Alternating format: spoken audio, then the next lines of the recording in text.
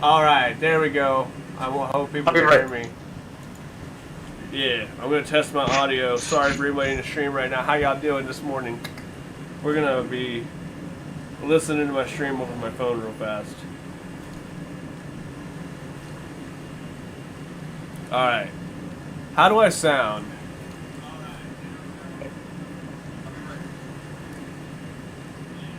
Test my audio. Sorry for everybody in the stream right now. How y'all doing? Oh, dude, we're good. The audio works. Fuck yeah. Alright, ladies and gentlemen, we got a special one for y'all today.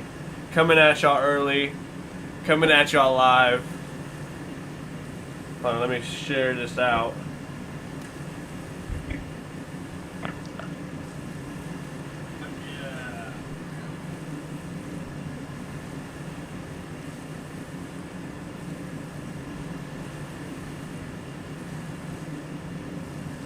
I'm going to be sharing this out. We're going to be doing some college while we be doing some other stuff.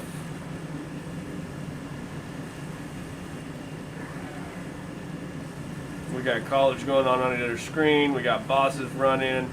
We're going to be hatching some eggs. And we also have some new stuff. Me and Darth kind of went in the dungeon off stream. We recorded it all. So we'll be making videos of it.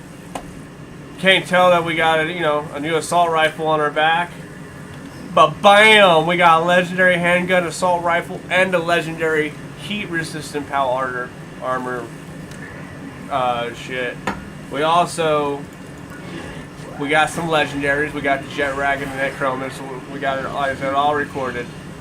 We'll get it out there. Oh, this guy. Increases the damage dealt while mounted. That's amazing. So what we're gonna do is, first things first, we're gonna go to the castle. I'm gonna put these palladium fragments up along with all of this stuff. Come back here, come pop this egg real quick. Hopefully we get this Ozark. We've been breeding for 9 hours trying to get the perfect Ozark. I'm starting to think that they can't stack the 4 that we're trying to stack, but we're hoping that this is the one. Yeah, and we have a super Ozark. Everybody cross your fingers, dot your I's, slash your T's. Here we go. Oh my god, capacitor and nimble. Oh my god, shoot that thing.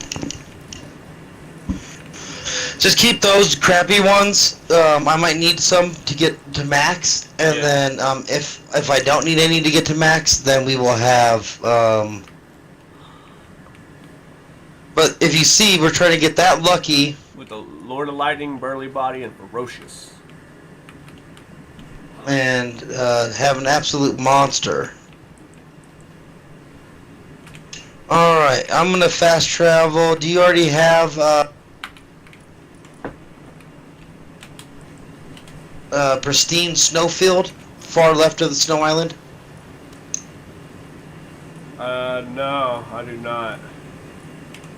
Let me go ahead. I'll get close and I'll build you a base real quick. I think I have the stuff on me. Hold on. Sounds good. We might have a safety net called a Victor and Shadowbeak in case anything goes wrong. I don't know if we want to bring Victor and Shadowbeak though. I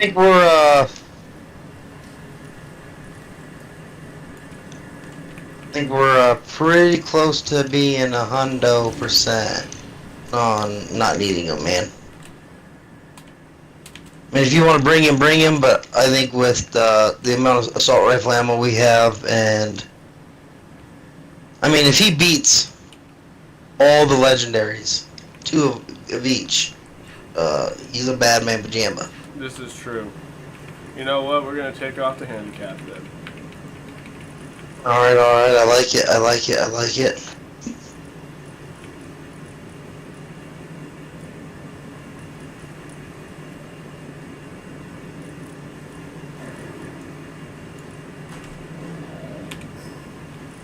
The only bad thing is that I don't like on this one so far is the even if you have a male and a female with 3 of the same things, it still will get random. right? Mm-hmm. Which I guess is good because like if you didn't get really good ones and you're just breeding a lot of them, you can slowly eventually get the things you're looking for. But then it's kind of like once you have two perfect ones, if you just want a couple for your buddies on the server, it's like Good luck. no go at this station, yeah. Alright, I'm gonna give you these two, and here's 100 cakes, and we'll see you in 10 hours. Yeah, for real. Let us know if you get it. And if you don't, I don't know what to say. I literally cannot help you. Yeah. But it's your Like, fault literally- I'm not getting what I want. Go ahead. You're the one who's manipulating the code. You got a base down and getting down? Dorothy Pooh? Here, I could just fucking glide over to you, bro. Trying to. I already This see game an egg sometimes, that I bro. want to get. I'm already. Well, I was trying to build it, then it made me jump onto my mount, and now I cannot get off of my mount. I hate when that happens. If you can come here, man, this is so dumb. I might have to quit out and then come back in. I can't even help you fight. I can't get off my mount. That is not good. I'm quitting out and getting back in.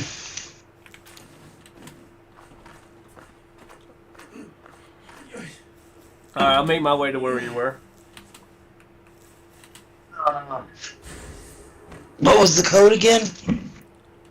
Give me a second, let me land. Juliet, Mike, Lima, Hotel 2 X-ray. Oh yeah, Jamal hates 2 times women. Yep, exactly. It's all Jamal's fault. Always has been. Yeah, Jamal guy. Gotta catch Jamal? See what I did there? Jamal Pals? Here, Iggy Iggy. Oh, another chest way down there. We're gonna sacrifice some distance. Well, once I get in, I should be right here. I should be able to just build this base up quick.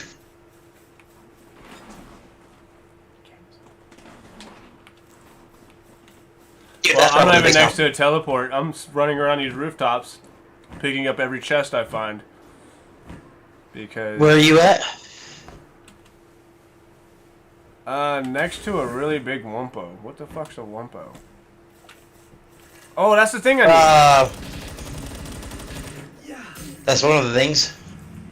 Well, I'm going to use some of my ammo here because I'm not going to pull out anything. I'm just going to do this quick, fast, and in a hurry.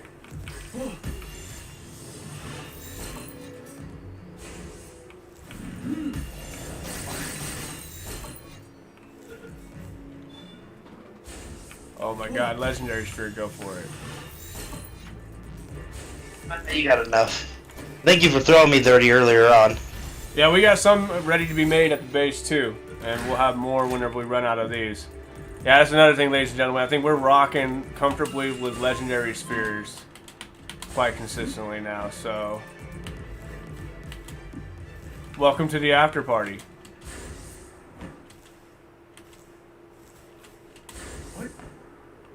Oh, the after party, because most of us are combat vets. Yeah. PTSD, so some nights there just isn't any sleep. Last night was one for me, but my good sir over here was able to get some sleep, so... Yeah, that just means I'm not going to sleep for a couple of days now. Yeah, I mean... Ooh,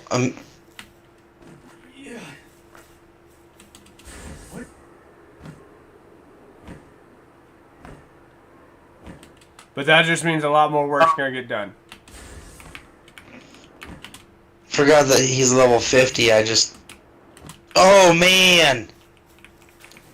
Okay, I know where to get pal oil now. And we get mammoth burger. Oh! Did you know about the mozzarella burgers? I've heard something about making burgers. Cooking's so Yeah, hard to get it's into. you go and kill a bunch of the cows, take the meat. We already have the lettuce, tomato, bread, and cheese, or milk for the cheese. make cheeseburgers. It gives you 20% added attack when you eat it. Oh, that's dope. Yeah, I had 6 of them made, but I think one of the biggest thing the game does has to work on is their refrigeration process. Yeah, that's... Like, after you get, like, the refrigerator, like that big cooling core, if you should be able to charge it, and it should keep things... Because, let's say you do just put a frozen pal on it, randomly, when you leave your base, they'll go off and do whatever they want. And then 2, they always go to sleep, so... You'll have 12 of something in a fridge, and then the next day it's gone. So that's something they definitely need to fix. I agree. Do we need to go back and deal with this, or are we just going to Frostallion? That whole raid? Yeah, I already have a base down here, so I'm gonna go back and help defend. Oh, that raid's right here. Oh, that raid is right there. I just saw that as I was leaving. Sweet, thanks, game. We're definitely killing that bell box. I'm under it. I'm right underneath these guys. No, maybe I should have came back because they were raiding. Where are they at? Ice base. Oh, they're all the flyers. They're all the flyers. No.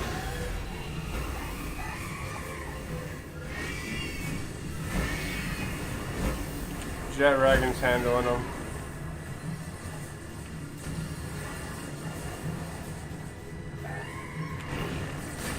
Oh, I'm getting handled by the birds, though. You want to play rough? Yeah, we can shoot you too. With her back, motherfuckers. Come on, Dead Dragon.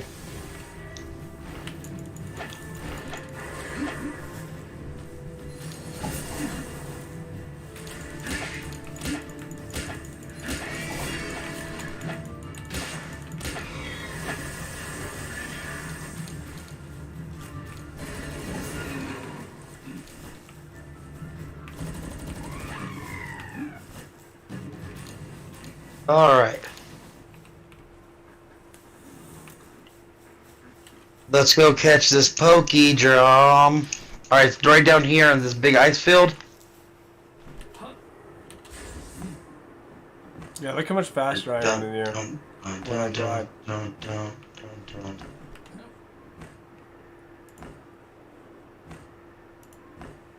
And you can shoot from that thing.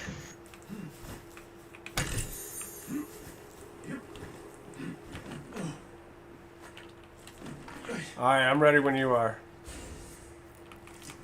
Yeah.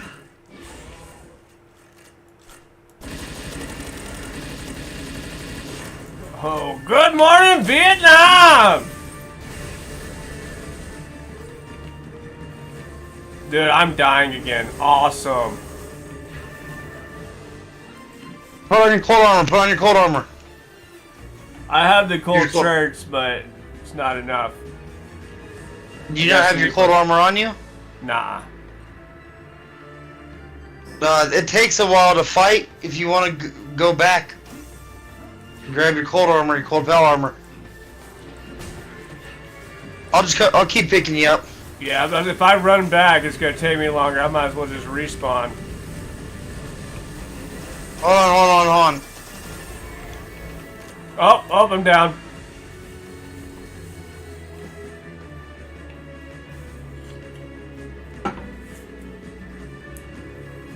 Well, I fucked up.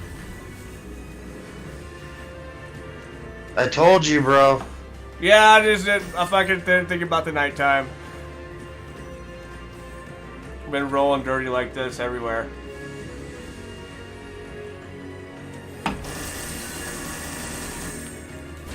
Alright, what I'm gonna try to do is build you a...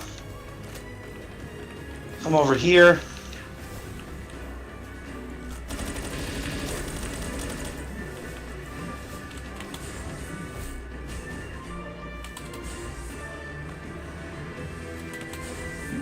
Oh, fuck. I made it behind the rock. Alright, right back here where I'm at. Oh I'm man, crawling to it. he is on me. What rock are you behind? I'm crawling to your workbench.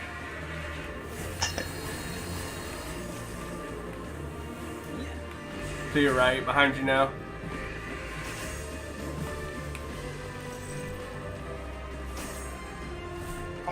workbench is a handheld torch. See if you can hold it. Oh, right. Oh, damn.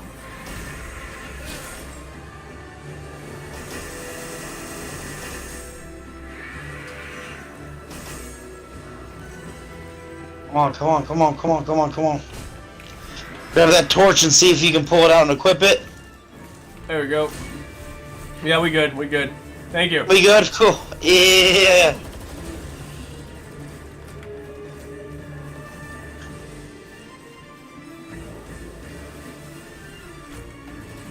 How did this dude come out and take damage like that? For those guys, to have any stance in hell, you have to actually put all the points in them.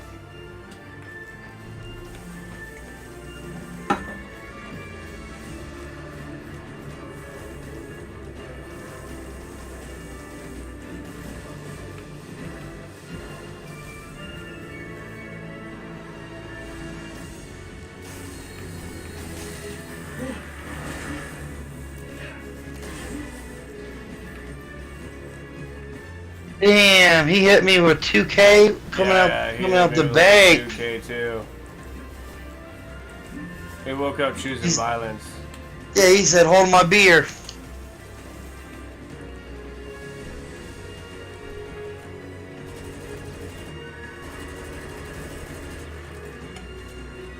That jet dragon makes it hard to shoot people, bro. He's like taking half the rounds for him.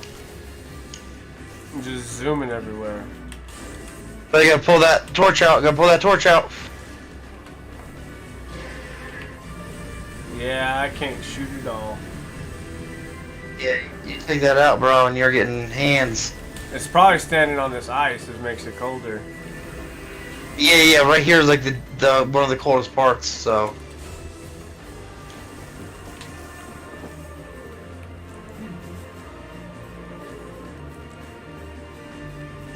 Oh, he's... What is he? He's Frost?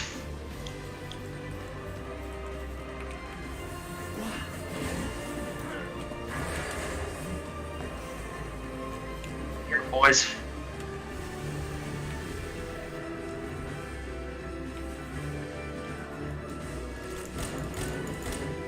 Throw a couple bull craps at him. Why is my jet dragon being an idiot?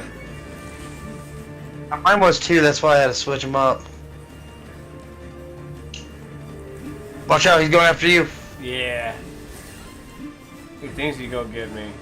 How did that still hit me? It was like a frost fog.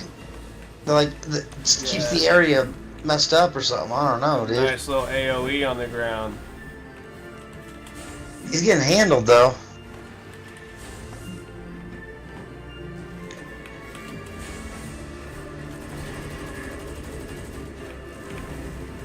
I'm just wasting ammo at this point because they just push him around so much. It's like you might want to try one. I did. I tried it. Is that 40? Oh, he's out. Oh!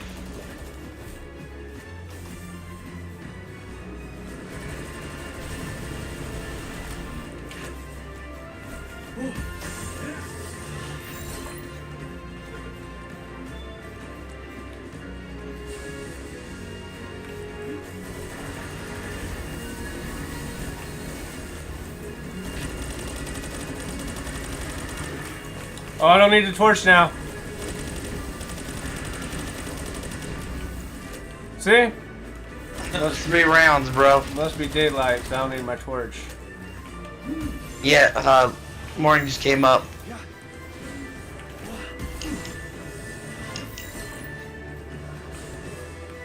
Come on, baby.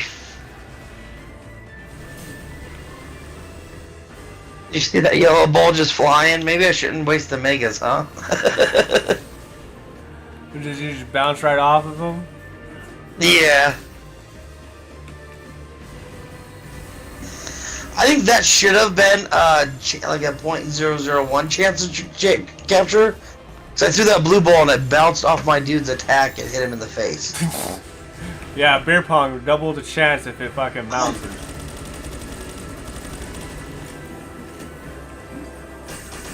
I'm gonna pull my guy back.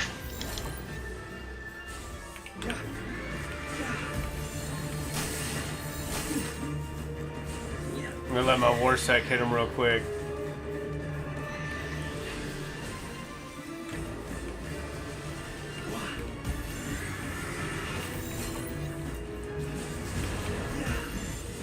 Come on, come on. Do the dance, do the dance, do the dance. Nope, dance doesn't work. Fire superiority, Mike.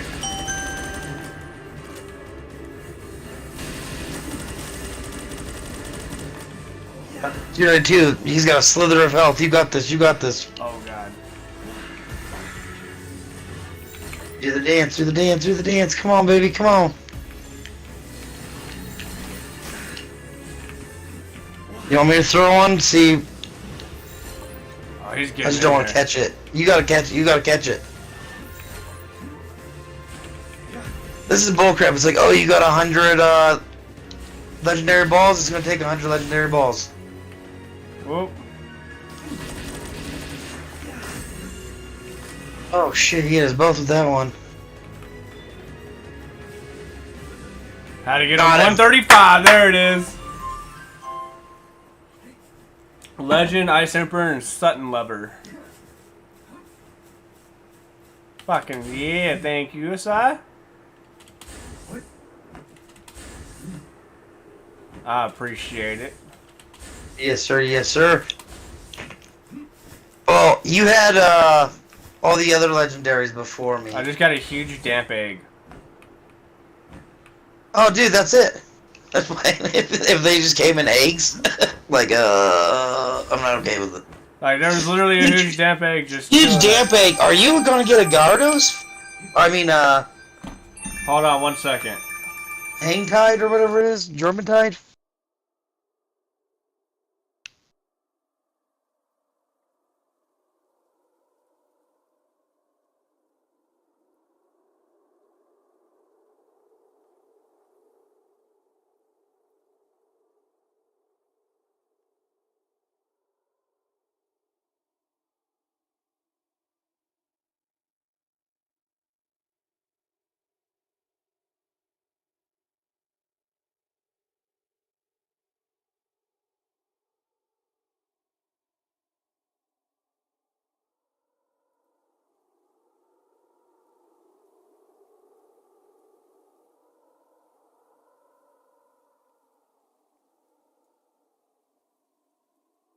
Hang up.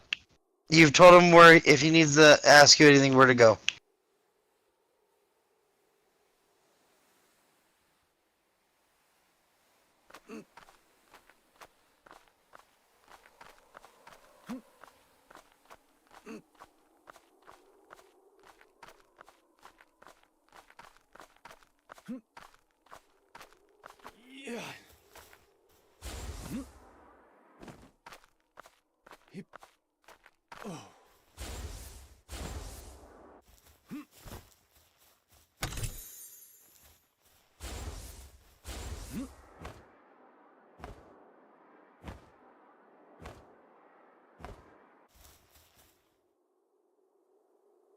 Come grab some of this. I just found quartz right here. Alright, I'm back.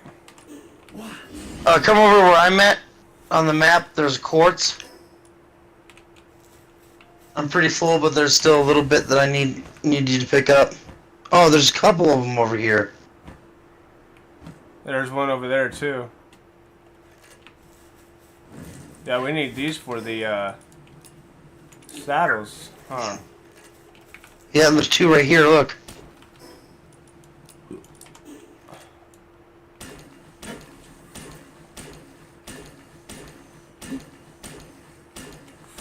I wish it just hit. Not hard enough.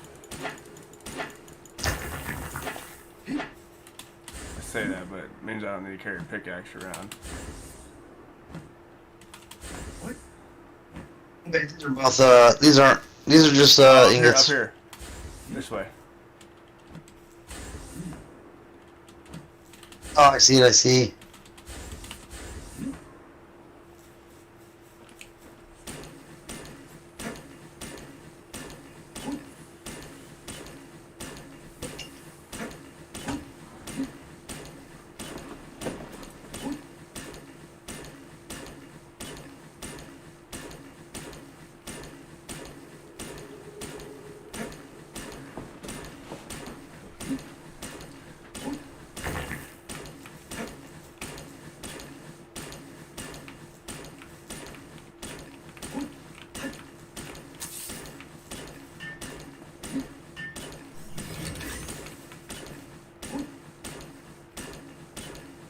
so much from just one rock. I love it.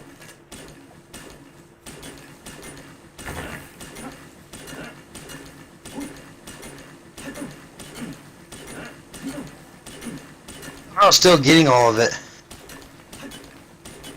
I'm at 120.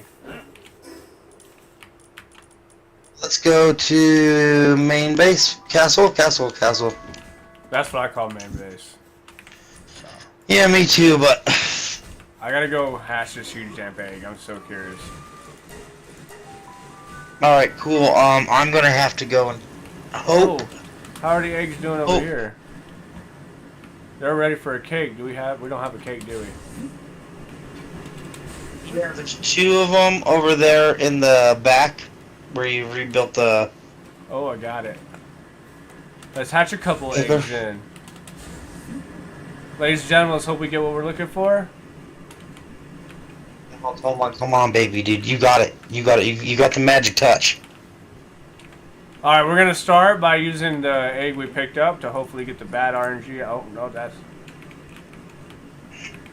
Let's get the bad RNG out. Let's do this normal egg first. This regular damp egg. Let's get all the bad stuff out the way. We got a penguin gullet.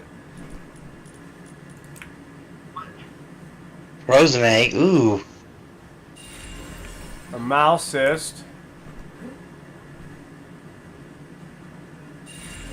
Gillette, and now we go for a large. I want to see what that huge damp thing is. Ice Vanwerp. Here's the huge damp right here. Ooh, ice wyvern. That's awesome. Suzuka Aqua. Alright. Oh, you boo boo butt. Here comes this one. Oh, dude, all it has on it is Coward. Oh, no, that's a Suzuka. What did this have? It didn't even show me what this had. Oh, it has Ferocious and Lucky, Pacifist, and Unstable on this one. Oh man, that sucks. Why, game? Maybe we should try new parents? I mean, but we wouldn't... We'd be so far away from what we could... I don't know. I'm not in. I'm saying, I already have one. Like, alright, this is a female. It's never been bred, so we're going to use her. We need a male. What does she not have? She does not have... burly body.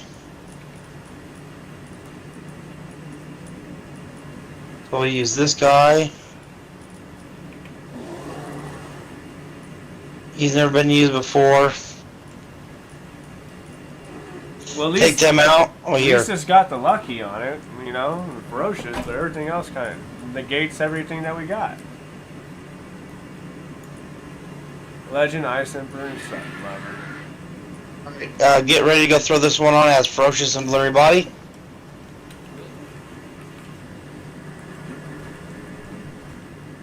There's a new one in there. Where's the other one? No, I'm about to pull it out. Sorry, I didn't know if you were going to grab it. So I just I didn't know want to. which one you were talking about. I didn't want to grab the wrong one. Mess up what you got All right. going on. That one right there, grab it.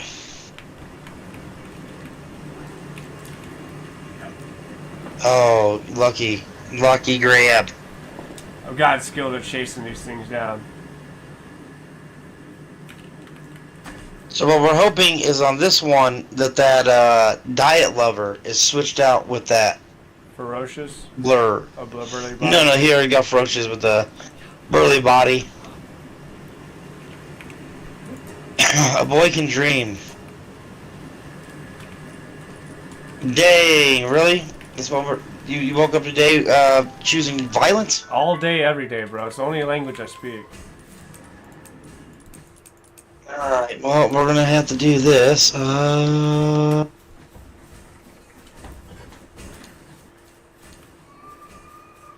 for us telling you going back in there. Oh, wow. We're kind of out of Palmetto ingots. There's no way, dude. There was 1,000 of them. After the balls and the armor, we were still at 400. What, did you build another 100 balls or what? We have about 58 balls. Being made right now? Made.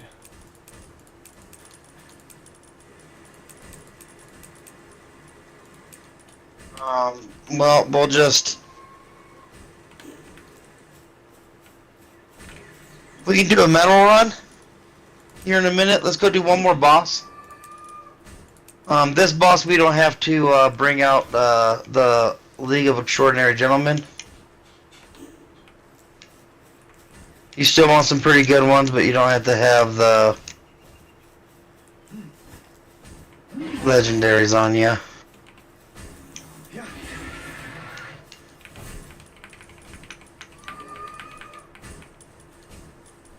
I wish my Asagan had better defense.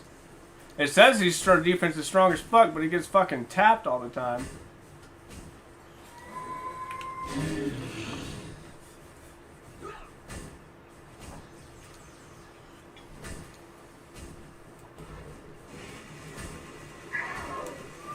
This is what you want to do then. Where is your statue? Oh, it boost up his defense?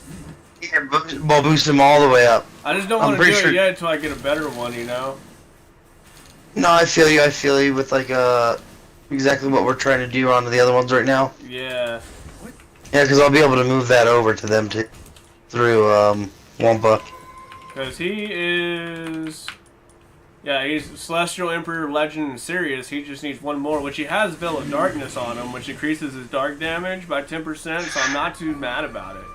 But you got Sirius for work Yeah, but speed. yeah, if you get Sirius and that out of there, right, and you were able to get either Lucky, I don't know if Lucky and Legendary are allowed to stack, but Ferocious, Yeah.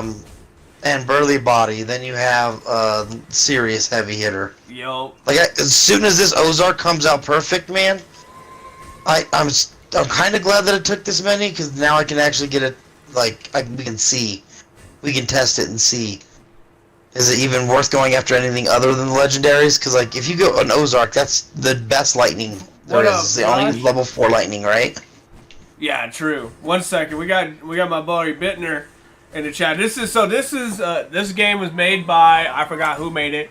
It's Ark and Pokemon put together with a little bit of Assassin's Creed, Final Fantasy bosses. It's like the perfect game from like 8 different games all in one.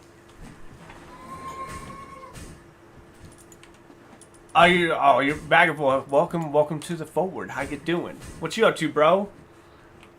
Oh, also Darth Bittner in the chat is also an airborne infantryman, just like us. What's up? What was it, unit 82nd like you? Nah, he was a 501st with me. Oh man, all alcoholic still stuff. better than the fucking 173rd. Dude, there's nothing better than the 173rd. Get out of here, brother. The fucking turd hurts. I'm just saying, look, right? You're a division. We're a brigade. We have more Congressional Medal of Honors than you. I identify as a Geronimo from the 501st. Okay. Way more than you then. Yeah, but we battled hard warriors. Yeah, I'm in the middle of doing college and we stream and make some content, seeing if we can get some of these bosses knocked out in the middle of, me procrastinating. Well, he just got his last legendary. There's one more legendary, but you got to breed it. There's the legendary I just got. He just pulled out. I'm gonna get out of this. Where? Oh, it's over here at this base. I'm gonna go show off this legendary. Yeah, this game is literally all of our favorite games for the last 5 years put together into one awesomeness. Last 15, 20 years. Yeah. Like Pokemon Red meets Ark meets Final Fantasy with its music and its boss themes. It's got a couple of really originals, like the Shiny, Lucky. They're a lot bigger, so they look a lot cooler. They kind of stole that from the new Pokemon. Oh, did they? Yeah. Is that? Sorry, I fell out of Pokemon a long time ago in the games. The Giga ones are massive compared to the other ones, you know? Alright, am I going to open this one or are you going to... I'll come over there. Yeah, because I kind of want you to open it and to get that bad boy. So I can cry. Fall to my knees. What time did we start breeding the Ozark last night? Fucking 3. Around midnight? It's been 12 hours? No, you're right. It was more like 2 when we hit the Ozark. 230. Yeah. And just like Bittner said, we were the first fucking airborne, the first fucking Geronimos. The very first paratroopers ever fucking come out were Geronimos. And everyone wants to hate on the Hey, just so you know, my grandpa was a part of them. See, that's what's up. And that's why we all chose the same life. we all chose the same life as our grandparents, pretty much. That one just came out with a Lord of Lightning. So, also, Bittner, the breeding in this game is a mix of Ark and Pokemon. It's both of them put together. It's fucking insane. It's a lot more difficult to get legal. Not consistent enough. It's literally like luck of the dice it's every dumb. time. Yeah, every single time. You could breed like all the way up. Look at this guy has freaking ferocious and aggressive and burly body, so he's gonna be he's a badass. Right here on the ground. Oh yeah, check this out. So just like in Pokemon, how you gotta lower your Pokemon down. Oh yeah, Bittner, he goes, so your grandpa was awesome and you were a disappointment. Oh, okay, that's fine. That's fine. Oh, I need to catch a fuck anyways. Let's go catch this fuck duck. Come here, bro, don't run from me. I mean, what's the only unit to jump into Vietnam? Oh, the 173rd.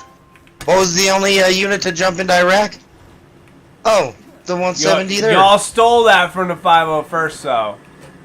But yeah, well, they wanted to drop badasses, bro, not a bunch of fat asses. These PAL spheres are pretty much technically Pokeballs. That's a Pokemon. That's pretty much Eevee. And you just throw the ball at them. You gotta weaken them down most of the time, but we're over leveled, so. Get back in your ball. Who said you can escape? Escape again, I'm gonna put a bullet in your brain. You're gonna be a dead Eevee. There you go. Oh my gosh! Did you know about that? What? Come check this out. You're gonna. Oh, you can bounce off the ball. Yeah. Yeah, I saw someone kill a Memoryth with it. On Kyle sent me a video of it.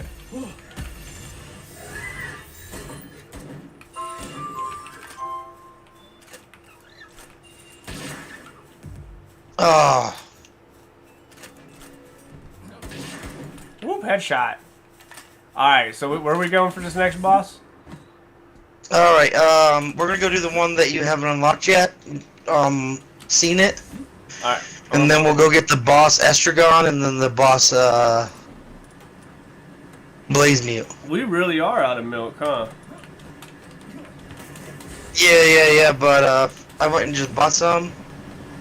What we need right now is honey. I can go get that real quick.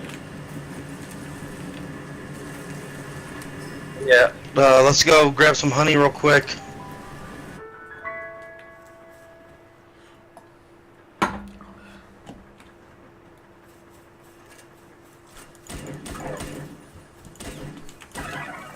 I got 3. Yeah.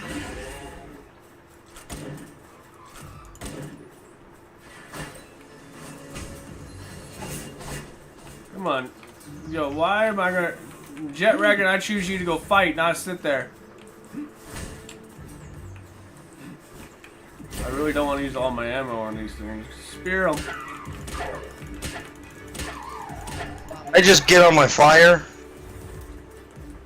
My flyer is, dead. Lighter.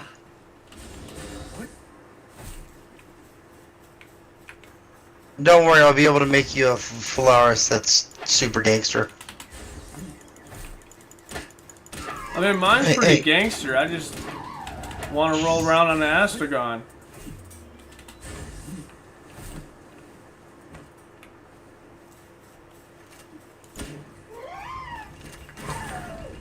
Oh, damn.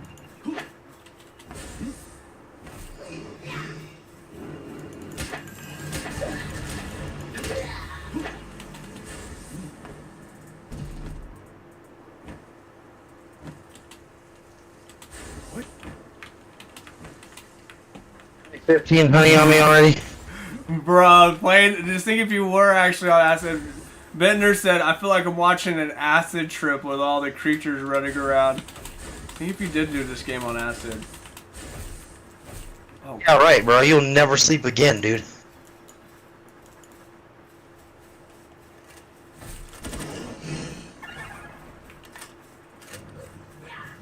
Got more honey.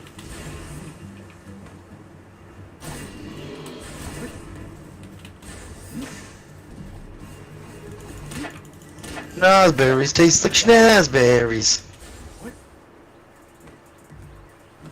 Alright, I know that I'm right next to, Oh, I went the opposite way, dude. Holy Christmas trees. Acid and Oculus. Y'all just wait till I've that been up a fucking- little too long. I've completely back-asswards and turned around. Do you want me to go, This one's gonna be a little bit cold and hot, so Okay. I think your trick's gonna be the best one, but... I'm bringing everything just in case now, so I don't have to worry about it. Dude, have you seen the new Oculuses? How it's fucking pretty much, you can walk around your house and set your TV up, and Oh, I got it. it's fucking, do this, the I gotta AI go. is getting insane nowadays.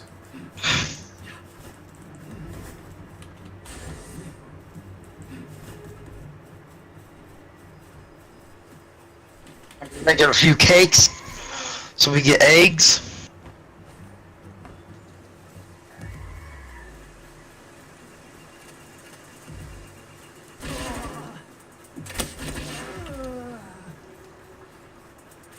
We're a little bit higher level than most things here. It's cooking up now. We need milk. Can you bring some milk over? I'm just gonna buy it, I'm not gonna lie. Yeah, that's what I'm saying. Just go and buy like 100 milk real quick. Yeah, I gotta get back to the base and pull the merchant out for that. I might just set up the merchant stand again. Oh yeah, Bittner, you can capture humans in this bitch.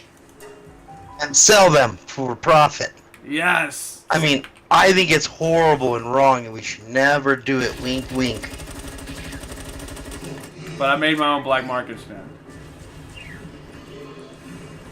The fucking trade school. I've been thinking about it. I just want to utilize the GI Bill for as much as possible, just getting the free money before I actually do a trade school. I feel like when I graduate trade school, like you just once you do it, like you're working. But hell yeah, that's great for you, bro. I'm fucking stoked. That's awesome. What trade is he going for? It's a good question. What trade is it? Yeah, so the U.S. prison system, exactly. Exactly. Oh, that's, It's the best workforce. I don't think I in the could do that. You're a better man than me, man. The VA gave me that, retired ID card and told me to sit the fuck down. No, I would definitely be sneaking drugs into that bitch. Hey, at least I'd be the homie. Alright, there's, I got 18 honey here. Where am I putting it? In the fridge. Got more grain. Sure, can more things go in here?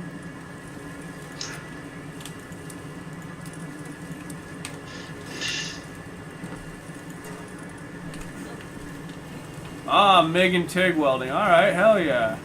Dude, that's awesome. Are you putting the milk in something? I haven't got the milk yet. I'm about to go get it. Oh my goodness, I I'll don't just even go have get it. the Don't worry. money. I ain't got money, bro. I gotta go find the money. Here. I'm just gonna, don't even worry about it. Just get ready to go to the boss fight. I just always go to the small settlement. Oh, that makes sense. I just right down to him, buy some milk, and then right back up. Oh yeah, Washington's super expensive. I'm in Colorado. It's the same thing. That's why I'm going to college to make it easier. Now you're just gonna be in debt. Oh, wait, never mind. You're not gonna be in debt because you fought for your country, good sir. GI Bill.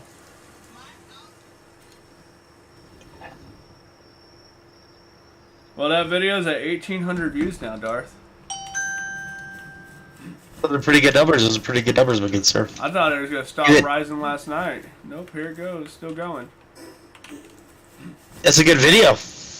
Shows the smart man how he can just push through. Appreciate it, sir. Thank you.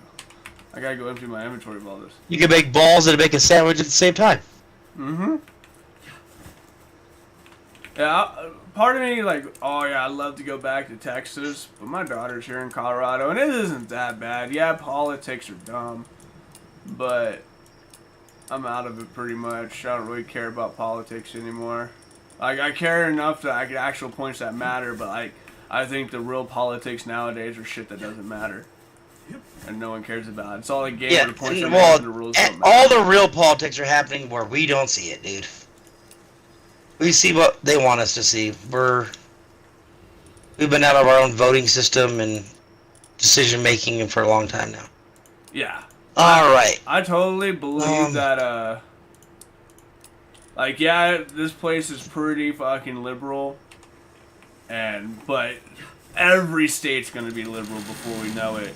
I talked to Tim last night about how, like, it's just mostly, we're gonna feel like that everywhere because we don't really belong that well. Oh damn, that sucks. I hate losing a business over politics. We're gonna feel good as if everyone could just shoot each other if they had issues. So we're dying. Maybe people. We need a little liberalism. And that's what happens when you brainwash us. Yup. The people don't know that the government's been practicing brainwashing on a whole bunch of 18, like 40-year-olds called the U.S. military, and they've practiced it pretty well. But they're about to find out. Well, it all started like look at what was that project? Are you coming over? Do you see where I'm at? Give me a sec. I'm emptying out that box that's outside. It's crazy how no one ever notices that. Did you know that like the government banned e-cigs and then bought their own e-cig company? Like I saw that. I was when I was doing Views, and Views was one of the ones they shut down. That's crazy. MK Ultra. I haven't heard of that one. MK Ultra is exactly what I was talking about. So MK Ultra, way back in the day, in like the 60s and 70s, they were using acid on subjects, trying to brainwash them. One of the members, or the people that were a part of MK Ultra, you might have heard of him, serial killer, talked a bunch of people into killing famous actors. Think so. Rings a bell. I can't remember. It's not Jeffrey Dahmer. It was the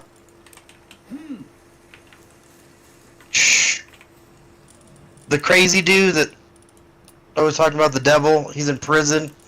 And like all the ladies like send him fanfare. And... Oh, I know who you're talking about. Yeah. I don't remember his name either. Yeah. That dude gets more letters than any fucking war veteran. Oh, definitely.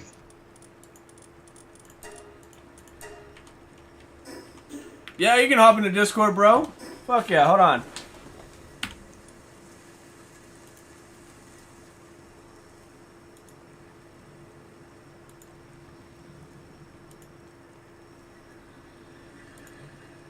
Fucking course you can hop into this Discord. Oh, if I can get to the chat. That's cool. That dude knew exactly what I was talking about. I was like, come on, brain, work. Yeah, MK Ultra. They've been doing it for years and years and years. Alright, it's in the chat.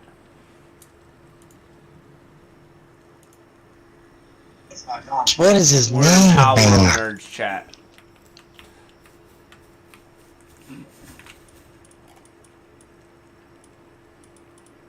I hope this guy knows when he jumps in.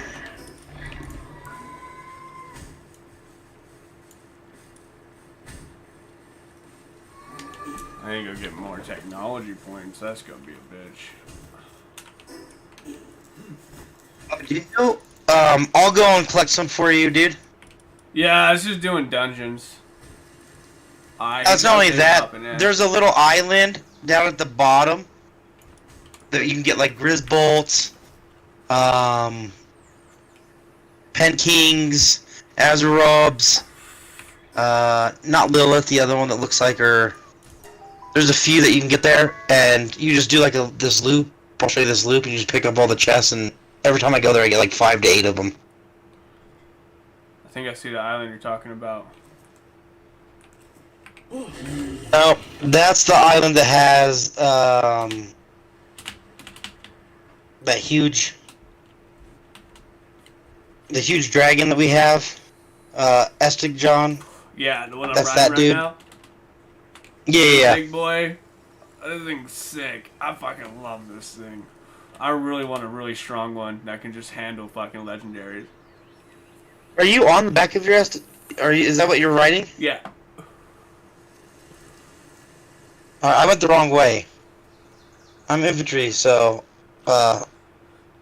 You're enlisted, not an officer. you can't read a map, sir. Oh. The hell? While he's updating, we're flying here. I'm about to go make more coffee real quick. Can you bring me a cup? Yeah, I got you. Take me about 6 hours to drive there. Well, it's like a 3-hour drive, bro. 3-hour drive back. 3 hours to Denver from me. Yeah, Colorado Springs is. I gotta Wait, go are you through north Denver. or south? I gotta go through Denver and then go south. I gotta go all the way east and then south. 3 hours east and 3 hours south. I'll be right back. So, dude. What's up, dude? Yeah, so Charles Manson. Charles Manson. I know which one it is. My brain, man. I've been up all night just grinding away on this game, so. No, I know how it goes, man. I used to game really hard like a couple years ago. I used to My do brain's the like whole fried. 3-day bender. No, yeah, Charles Manson, he was, there's a book that just came out like 2 years ago. I have it sitting on a shelf somewhere around the house, but, no, they're starting to think that Charles Manson was actually a part of Project MK, or one of the projects in MK Ultra. Because MK Ultra was like this overseeing project in the CIA. that CIA, actually yeah. yeah, but it was that was like that would be Operation MK Ultra, and inside of Operation MK Ultra there were hundreds of sub projects. So if you were to think like so like if you were to think in our world or our like past line of work, you would think of like the overall battle plan. Like you have what was that shit called? Commander's Medal or whatever it was. Like Mission Essential Task List.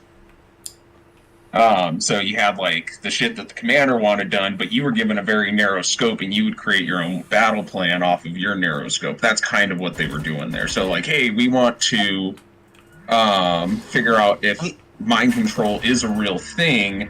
Now go forward with all your own individual projects and figure out if it's true or not. Well, I think for a while there they said that he was a handler. Like he wasn't CIA, but he was like one of their top guys. They actually let him administer some of the program to other people. So, from what they've been able to research and gather on Charles Manson himself, the problem we run into is the guys who were involved directly with him died before any of this became public knowledge. I mean, of so course they did. No one really got to interview these people. A lot of legal issues. Or else, yeah, there's one. He's the guy who wrote this book.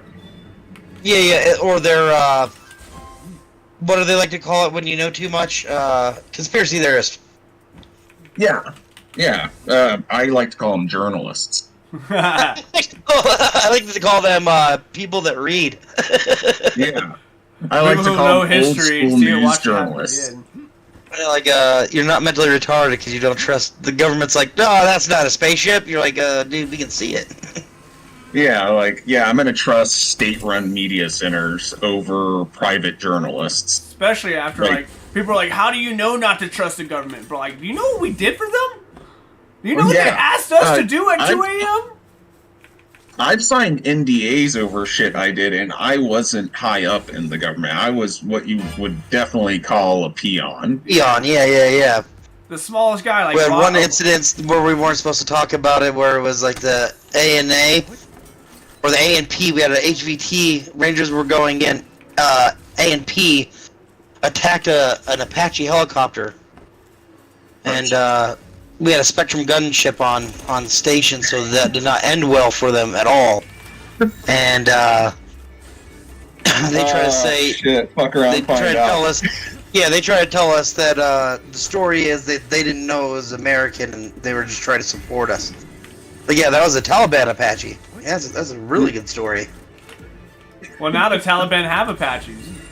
We gave it to them. Well, yeah. Dude, Yeah, we just they were like, wait a minute, we- they're gonna find out what we have to do. Dude, we were going around finding spider holes all around Afghanistan, just blowing the shit out of these little weapons caches. I mean, some of them All were so over the place. pathetic, it'd be like a grenade with like 3 magazines in it. And we'd fucking wrap the whole thing in deadcord, blow this shit up. But then, I'll never forget this, we had a day where we were rolling around and we found a cave. Like a real cave full of explosives.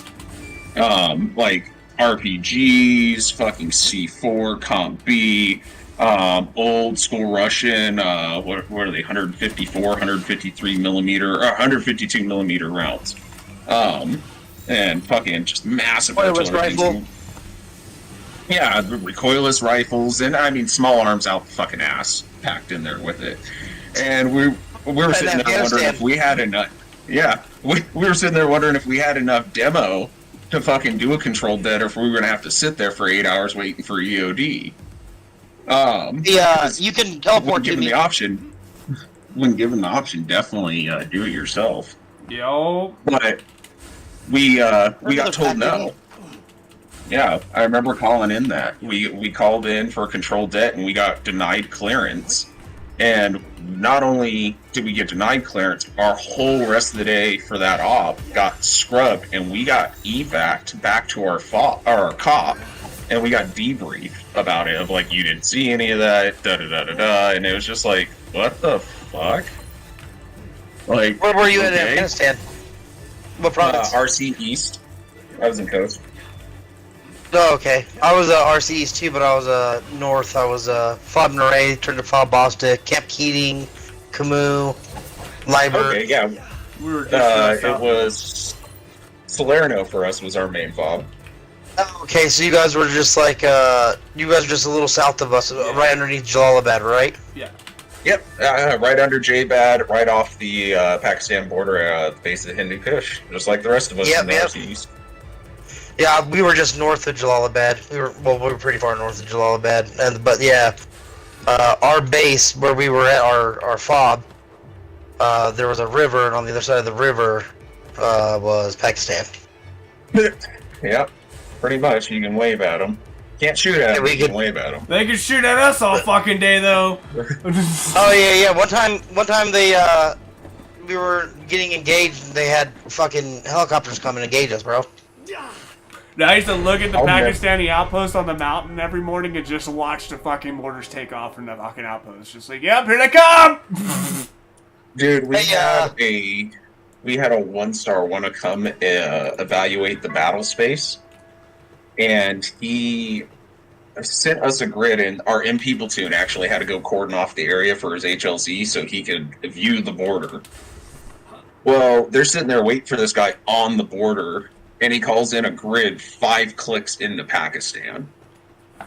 Hold down. It was just so like- you know. Yeah. It was like, dude, do you know where the fuck you are? And lo and behold, he lands. We get approached by the Pakistan military, and the whole thing happened because the dude had an outdated map, and he was arguing with all of our fucking what was that system called? The FBCB2. yeah, the Blue Force tracker. Yeah, FBCB2. the Blue Force. He was arguing with the Blue Force tracking systems in both the helicopter and on-ground units, saying that his map was more accurate. He got on the ground, we grabbed it, and the fucking copyright was from the 70s. Bullets. That's fucking hilarious. Oh wow. Dude, the only reason we didn't get engaged by the Pakistan military that day was because the on-ground commander was a major who worked with fucking NATO forces in the past when Pakistan was still friendly with us. And he spoke English. He was like, I am not doing what my higher up is telling you to do, trying to figure out what the fuck is going on here so you can get out. Yeah, see, I love meeting those kinds of guys over there. It's like, hey, we're just not gonna fight today. Oh, all right, that sounds great. Thank you. I want to bring. Well, he knew he would have annihilated This is the first time I've us. ever seen one of these, dude. I'm not sure what it is. Here, I don't know if it's gonna give you, how many points it's gonna give you. 2. Oh, thank you. That's exactly what I needed. Was 2 of them. Hey, sweet. I can now what learn else is in there? Dragon's missile launcher. Sweetie deedee, and we have enough to build it too. Fuck yeah. Oh, I ended up having some right here. You don't need any technology points? No. I've been doing it, bro. Oh, bro, I got the flowers too. Let's go. Yeah, I got 3 technology points, and all I need really is this. I guess there's a few more things I want, but I'll get them before we get there.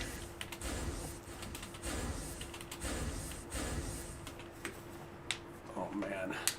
Yeah, Bittner, welcome to the after party. I'm hosting. Like, pretty much the whole streaming is about people like us who got out when the government told us our party was over to get the fuck out of here and go die. They never told us about the after party, and we're here, no sleep, fucking anxiety, depressed, hanging out with each other and chilling out and getting through life together. I can get behind that, man. No, I bought a house a couple years ago, so that's pretty much the life I was living until I bought this house, and then I had to really put my nose to the grindstone. We got in a little over our heads. Alright, we're gonna go over now to let's go to the base and hatch as many of those eggs as we can real quick. Okay. And then we'll go get the... I want the blaze mute, and you'll get the astragon. Does that sound fair? Sounds good, yeah. Fucking, the economy's just so terrible right now, it's fucking everybody over. Oh, dude, I don't even know where both these guys are. We're gonna have to reset this whole breeding. We're charging $135 an hour now. Woo! What do you do? Yeah. I do irrigation. I do commercial irrigation. Nice. Oh, nice. I'm a general contractor. Okay. Yeah, I used to do that. I'm too broken to keep doing contracting, man. I don't do any of the work. That's why we have Lopez. Yeah. No. And Jesus and Juan and... I was definitely raised with the mentality that I'm not going to tell somebody to do it if I'm not right there next to them doing it. Well, the craziest thing is, like, I'll get some homeowners who are like, is there going to be Mexicans on my roof? Because if it's going to be Mexicans on my roof, I don't want to do it. And I'm like, Oh, dude, I deal with it all the time. You're an I work in idiot. landscaping. You want a lazy idiot, American like, to 10 do it? Mexicans next. Yeah, we sponsor next year. We have 10 Mexicans that we are actually sponsoring to fly up to Mexico and work for us for the whole season. Yeah, I'm like, yo, if I completely understand, like, keep it to our people, but, like, if you want it to take fucking 3.5 days, Dude, fastest and the roof I've work to ever be seen go shit, up was a crew I of can 5 get some white Mexican dudes, roofers. but, yeah. I But watched if you them want do it a done whole today, strip and it to mall be in perfect, 4 let my hours. guys come. Yeah, I watched them do a 6-unit strip mall in 4 hours. 5 Oh, guys. yeah, dude. I'm Like, it telling was you. nothing, too. And it was just like, dude, if that would have been me and my... Because I was still doing contracting at the time, and I was like, I have 2 solid guys. And I was like, You if think that we were to do Legends? that... What's up? Oh, we're getting attacked right now on our base, and it's I haven't seen this yet. Syndicate Legends. I wonder if it's gonna be bad legendary Pokemon. But yeah, no, it would have taken us 2-3 days to do the work they did in 4 hours. And it was just like, Oh, first dude, of all, it's the big guys. It's a bunch of the Yeah, big guys. It's about how I see it. Although, like, I outworked some Mexicans because I helped my buddy with the landscaping company we started. And then we started having other people come. We're like, hey, we just got overworked. Y'all Oh we'll my just pay y'all goodness. to, like, contract y'all to work with us. And we're like, yeah. yeah. And I show up there, and there's nothing but Mexicans on their crew, and it's just me and another fucking disabled veteran.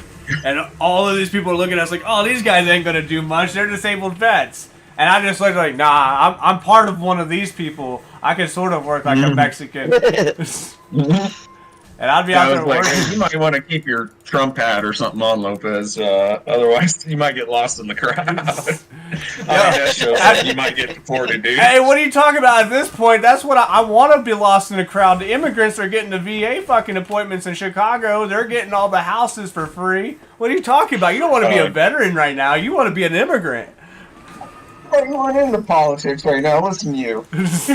All right. Let's talk about this dragon egg. I need you to come pop. As I said, I'm into politics, just not the fake politics. I want to know the real shit that's going on. Like, everyone's sitting there talking about Taylor Swift at the Super Bowl, and I'm like, hey, how about we're about to be in a government shutdown, but we're giving Ukraine millions of dollars.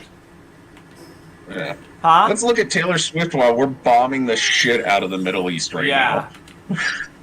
Oh, by the way, we have no money, and our government can't even function. Yeah, I think that's two different governments fighting each other, honestly. Hey, where's that at? It's just a burly body. What did you get? Yeah, it really is. Instead of one government working worse. together, there's two parties working against each other. Yeah. Well, It's getting worse, dude. It is getting worse. So, well, it was funny. What I originally hopped on here for is because I knew he was talking about MK Ultra, like the moment it got brought up. And I was like, yep. And I wonder if he knows about Charles Manson. And then he started talking about it. I was like, all right, I just got to hop on here. But do you know what started all of that? I'm pretty sure, like in the Cold War, Russia was doing kind of the same experiment, or no, World War II, Hitler was doing experiments like it. Like methamphetamines came from that. So seeing that the Blitzkrieg soldiers could be all hopped up on Mountain Dew and fucking perform like they did, they were trying to find ways to get soldiers or people to be able to soldier up at a flick of a switch. Yeah, so I mean, at the heart of the origins in the past, like 100 years, that's where it all started. But where it started in our country was the Korean War. Agent Orange was not a Vietnam thing. It didn't start in Vietnam, anyways. It definitely was a Vietnam thing, but it didn't start in Vietnam. It started in Korea, and we were defoliating. Agent Orange is because they were releasing chemicals. What they wanted to do is wash out the Ho Chi Minh Trail. So releasing chemicals into the sky to drop water. But the origins of Agent Orange was actually in Korea, because it was to defoliate forest because our guys were getting slaughtered in it. So we figured, get rid of the jungle, fight on the hills. We can do that. We did it in Europe. We did it in Japan. And we wish we would have had it in World War II. We started developing it in World War II because of Japan, and by the time Korea happened, we had this defoliating agent that worked. So these pilots got shot down. A B-52 got shot down in the Korean War, and the pilots were captured. And during their interrogation, they confessed to what they were doing.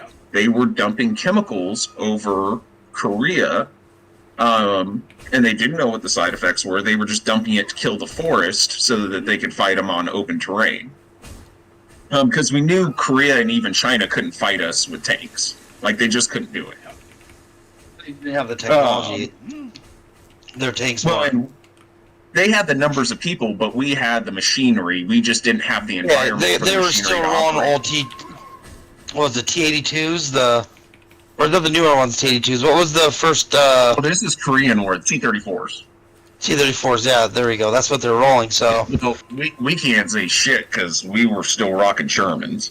And actually, they had the first of the T-52s out, which were experimental series, and that's why we realized we needed the patent tank. But that's a different. That's a side trail on it. But these pilots confessed.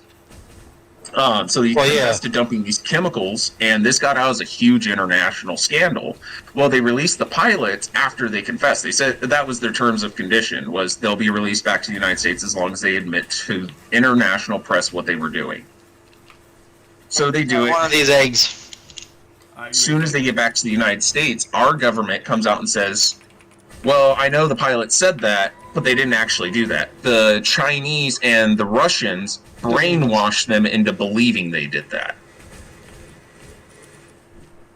So out of that, they said, okay, well, if the Russians can do that, do we know how to do it? And then we had to do this whole back trail of like, well, no, we don't know how to do it. So that's literally where the funding for all this started.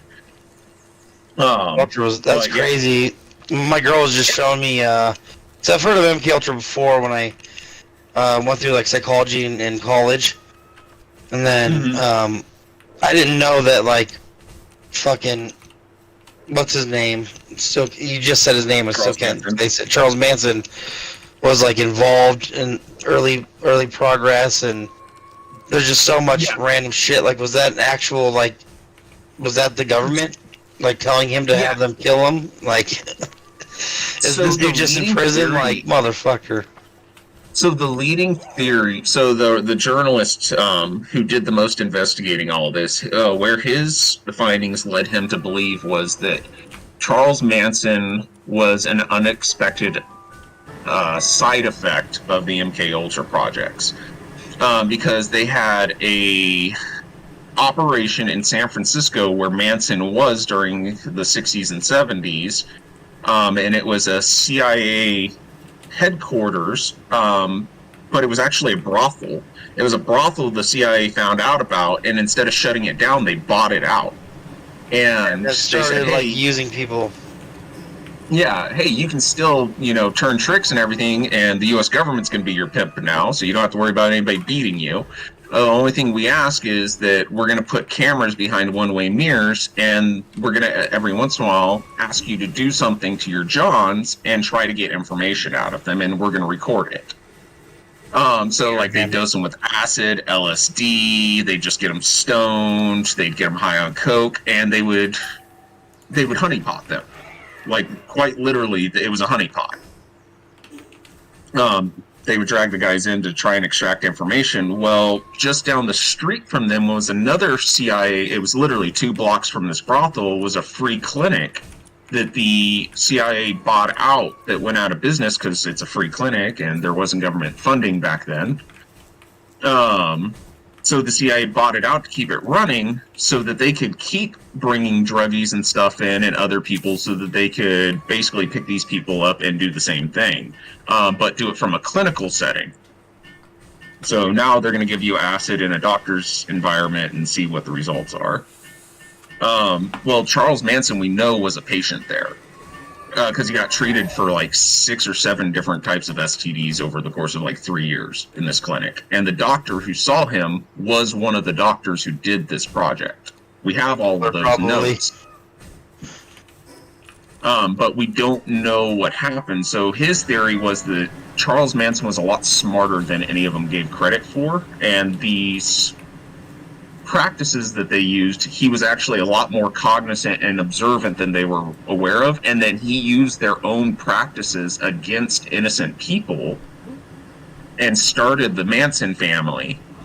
And that's what led to these horrible events, was he did the same thing the government did to him to try and get information out of him. He used it for converting people. Well, of course, when power gets used incorrectly, it just continues to be used incorrectly. Of course. I'm going to sit here for a second. I might have to go to the store. Give me like 30 seconds and I'll let you know what I'm doing. Alright. But yeah, no, it was, their whole practice and like, it's really scary how well this works, is they would take a suspect or a target and they would change his whole environment. So everyone he was surrounded with would be given a narrative, and the narrative was only slightly different than what actually had happened. So I like the Truman Show. Yeah, kind of. So they something simple would be like, all right, the sky's now purple. So everyone around you is going to say the sky's purple, and you're the only person saying it's blue.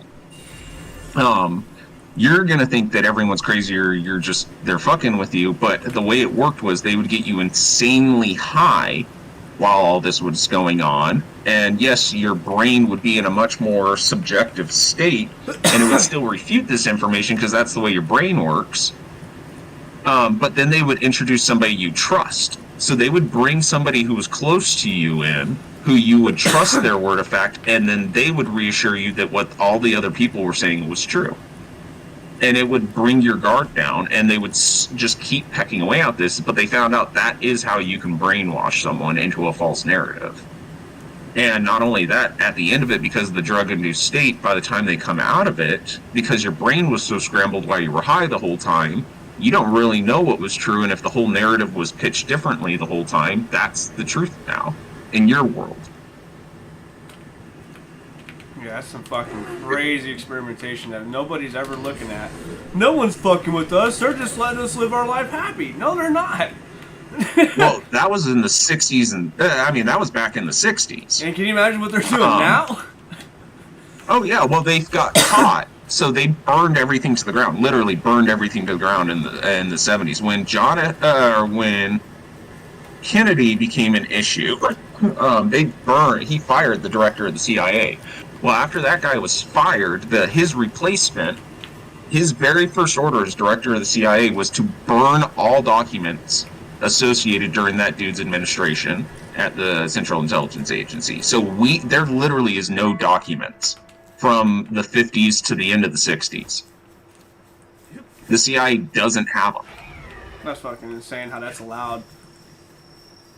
Well, Congress found out about that, and they had a hearing about it, and they got nothing because there were no documents. And they said this is outrageous. They made some laws that if you burn documents like this, it's a federal offense.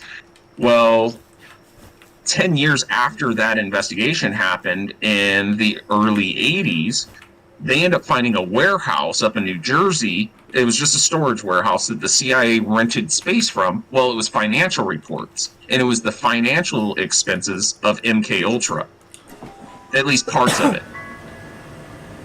So they were actually able to do some book nerd shit and figure out what they did through all of their expense reports and bring people in for questioning, and they found out a lot. That's how we know what we know today, is through the 80s investigation that went through. But at the end of it, no one went to jail, no one went to prison, and all the really big questions never got asked in public. So it was just like everything else our government ever does. Put it away and everyone will forget about it. And if they ask questions, deny. Yeah, make a big stink, make it look like you stood up for something, so the people who don't agree with it will still vote for you, and then just ignore it. Yeah, and if anyone fucking tells them that the truth, kill them. Or make them look crazy. Yeah, dude, look at fucking... I wish our community was better, man. Because the vet community is just as bad. Mm-hmm. I mean, look at Dan Crenshaw. Dude's a fucking piece of shit. Yeah, he acted like he was going to be all great and shit. He tried to win people's hearts and minds, that he learned in his job of how to convince and influence people, and then all of a sudden, bam! Hey guys, fuck you. When I first saw Dan Crenshaw, I was like, dude, that's the real life Solid Snake. Yeah, like from Metal Gear Solid. That's the real Snake. Yeah, and then as time went on, I was like, oh fuck, he's not Snake, he's a Bond villain. Yeah. Fuck, wrong eye patch. It's fucking insane. He made us all believe. He pretty much took the big lie from the Germans and used a small portion of it. Dude, do you know he tried? You remember hearing about that Master Sergeant a couple years ago who was coming up on like international war crimes? Yeah, he tried to burn him at the fucking stake. What up, Zoo? Yeah. Yeah. Not only tried to burn him, he like actively lied to his face while trying to crucify him. He's like, no, man, don't do anything. I got all this handled. Yeah. Like I'm gonna get it taken care of. And then at the very end of it, the dude's trying to crucify him. Yeah, behind his back, doing everything to put this shit in his way. I thought that's when I was like, oh, now you show your true colors. Okay. Dude, that's like going to a carpenter and saying you want a fucking bed frame. And you're not allowed to see it. He's working on his shop for fucking months. And he's like, no, I got you, bro. And then when he finally opens the doors to his shop so you can see what he's been working on, it's a fucking crucifix. Mm-hmm. And it's like, there's your bed frame. Lie in it, motherfucker. Actually hang from it. I'll throw shit at you while you're fucking going. Mm-hmm. Well, and he's actively fighting against the whole border thing that's going on right now too. So he It's, was a turncoat yesterday. I want to run for president just to fucking be the asshole, but I'll probably go get assassinated by firing everybody day one. I would never want that job, man. I mean, I'm already stressed out constantly with depression and anxiety from our government. Why not go in there and cause a little bit of havoc? Fix the healthcare system, make sure everyone actually gets what they need. And if not, well, I tried. I'm just dead. They got me. So my VA like psychologist, right, just recently quit. Like it wasn't like she just couldn't deal with the VA anymore. She's doing her own private practice here in my hometown. Mm-hmm. And they were like, hey, so you gotta go get put on this waiting list. So I was like, all right, sweet. So what, you just put me on this list and I call a number and they reassign me? And she was like, yeah, problem with that is the guy who does that was my boss and they just fired him. And I was just like, oh, so who's filling in for him? And she's like, his boss. And I was like, oh, who's that? And she's like, what was the title? The dean of like psychological medicine or some shit like that. But the administrator. So he's the guy in charge of all the psychiatric medicine up here. And it was like, so he's in charge of reassigning everyone. And she's like, yep, and I'm not the only one who just left. So as far as I know, there's 120 veterans trying to get reassigned right now, and he hasn't returned any phone calls in 5 weeks. Hey, I'm gonna be gone for about 20 minutes, so if you want to just keep the cakes going, All right, and then when I get back, we can go do those boss fights. I'm gonna have to go buy stuff for cakes. I came to do a Palladium run real quick. Okay. Well, I will be back. Sounds good. Yeah, man, the VA mental health is like the biggest lacking thing. One, we can't get anyone to stay. All of our therapists quit whenever they actually fucking like, oh, I'm gonna be great at this job and I'm gonna help veterans, and they hear us for fucking 20 minutes and they're like, hey, give these guys jackets to hug themselves. I'm out this bitch. You know? Yeah, I mean, it took me a couple to find the one that I see now. And she's really good. And like her husband's an 18 series guy. Like she's actually from the environment. Yeah, that's nice. She didn't do it herself, but military spouse. Yeah, she totally understands a lot of what we're saying and actually is not just maybe there. not firsthand, but she understands the home life aspect of it. Yeah, like she took that job because she looked at her husband every day and was like, oh fuck, I gotta fix this. Yeah. Like she has a reason to be good at her job other than I'm getting paid by the government. She's like, no, if I get good at this, my husband's gonna have a better life. And so and she was just tired of the VA politics. Like quite honestly, that's what it came down to. Was it I mean, you know, just from our time, any job in the government's the good old boy club. Mm-hmm. You gotta get along to get along, and if you don't fucking fit in, you're gonna get fucking shoved out. Yo. And as much as I hate that system, I mean there are benefits to it, but yeah, there's issues. Yeah, I'm like one of the most hated people in this VA. I chose not to do the good boy system here. Yeah, no, I throw fits, but sadly, with the line of work I do, urgent care comes in handy. I believe it. So, like literally 3 weeks ago, just got another piece of metal removed out of my eye because I do irrigation, but what I actually do is I manage a commercial landscaping company. So I do automotive repair, heavy diesel repair, fabrication, agricultural spray and application, and like we do everything. So you're pretty much still in the infantry doing all level 1 tasks, and no one's telling you got this. Yeah, jack of all trades. This time I just have a disability rating behind me, and so I can actually wear my sick call ranger tab and go, okay, I need to take a knee, guys. Yeah, that's been. I've just started using that. I did the whole. I'm fine, and now I ran a marathon and a half marathon, and I was on the ground, and they're like, "Are you fine?" And I'm like, "Okay." No, I am fucked. And Oh, then, dude, last winter I had a 300-gallon tank fall on me. ooh, So I mean, it was a big plastic tank. So all in all, the thing was maybe like 180 pounds, maybe 200. But it pinched me in a bed of a truck. Um, and the guy who dropped it didn't even know I was under there. The only reason he knew was because he just heard laughter coming from underneath the tank, and he was just like, "What the fuck?" And I was like, "Yeah, can you fucking get this thing off me?" And he was like, "Oh shit!" I had to go get the forklift and straps, but it was just like, "Nah, dude, I'm fine." And he was just like, "Well, why the fuck are you laughing? I'd be screaming in pain." I was just like, "Oh, I'm in fucking pain right now, but dude, fuck that." It's just like, Jesus, I'm gonna go home for a couple days. yeah. Like, fuck this. Like, now if I get pain, or like, why doesn't that hurt that bad? But I'm in pain all the time. Now I'm just gonna go sit down. Like, I don't give a fuck. I'm gonna be in pain anyways. So what ended up happening to you, man? Like, I'm assuming you got med retired. Yeah, so when we got back from Afghanistan, they tried to medically retire me, and well, in the middle of it, I remember that. Huh?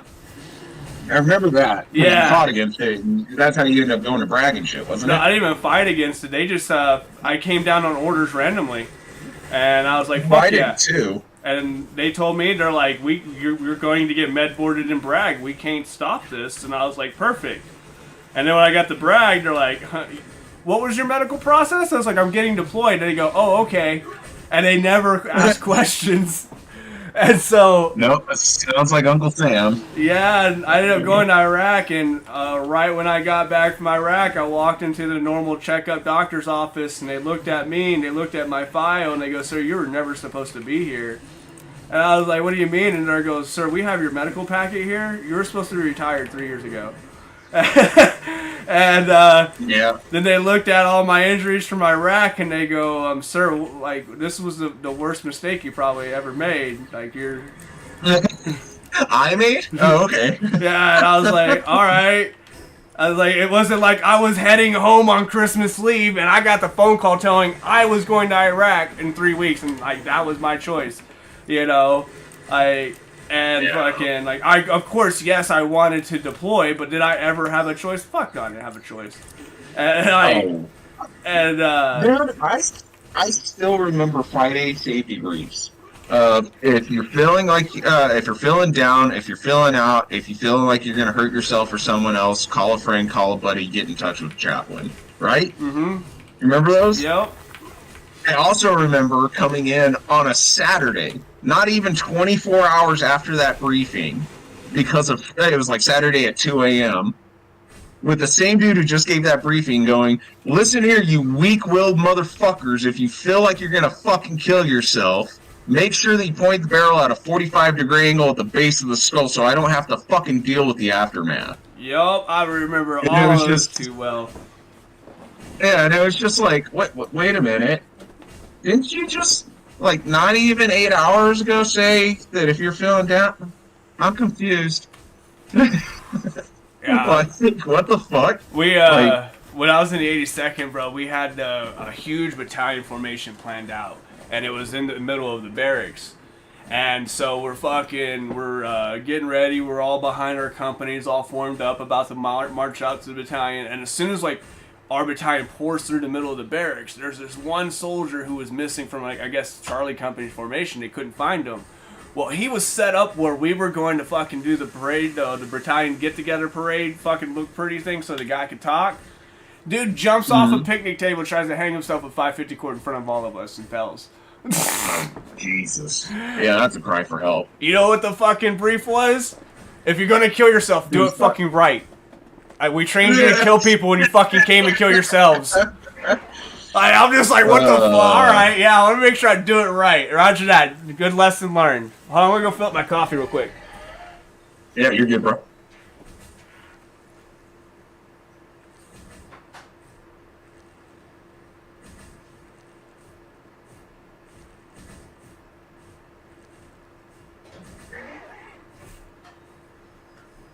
Well, I think it's hilarious if I even talk about a little bit of the so-called what we dignify as hazing now to anybody. They're like, no one did that to you. You're lying. I'm like, oh, yeah, okay.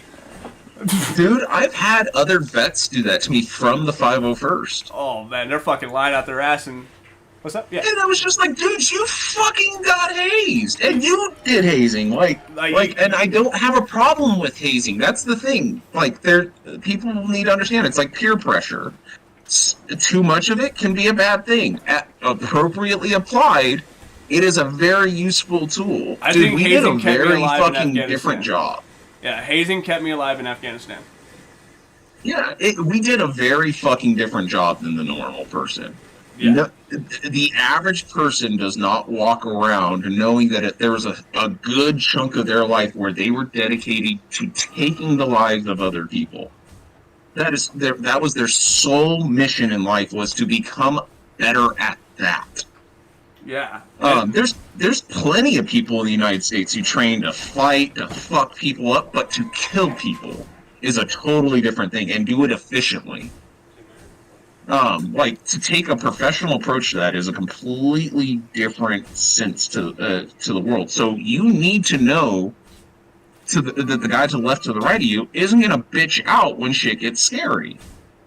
You need to know that guy's got a pair between his legs, because I'm sure you experienced just what I experienced when we were over there.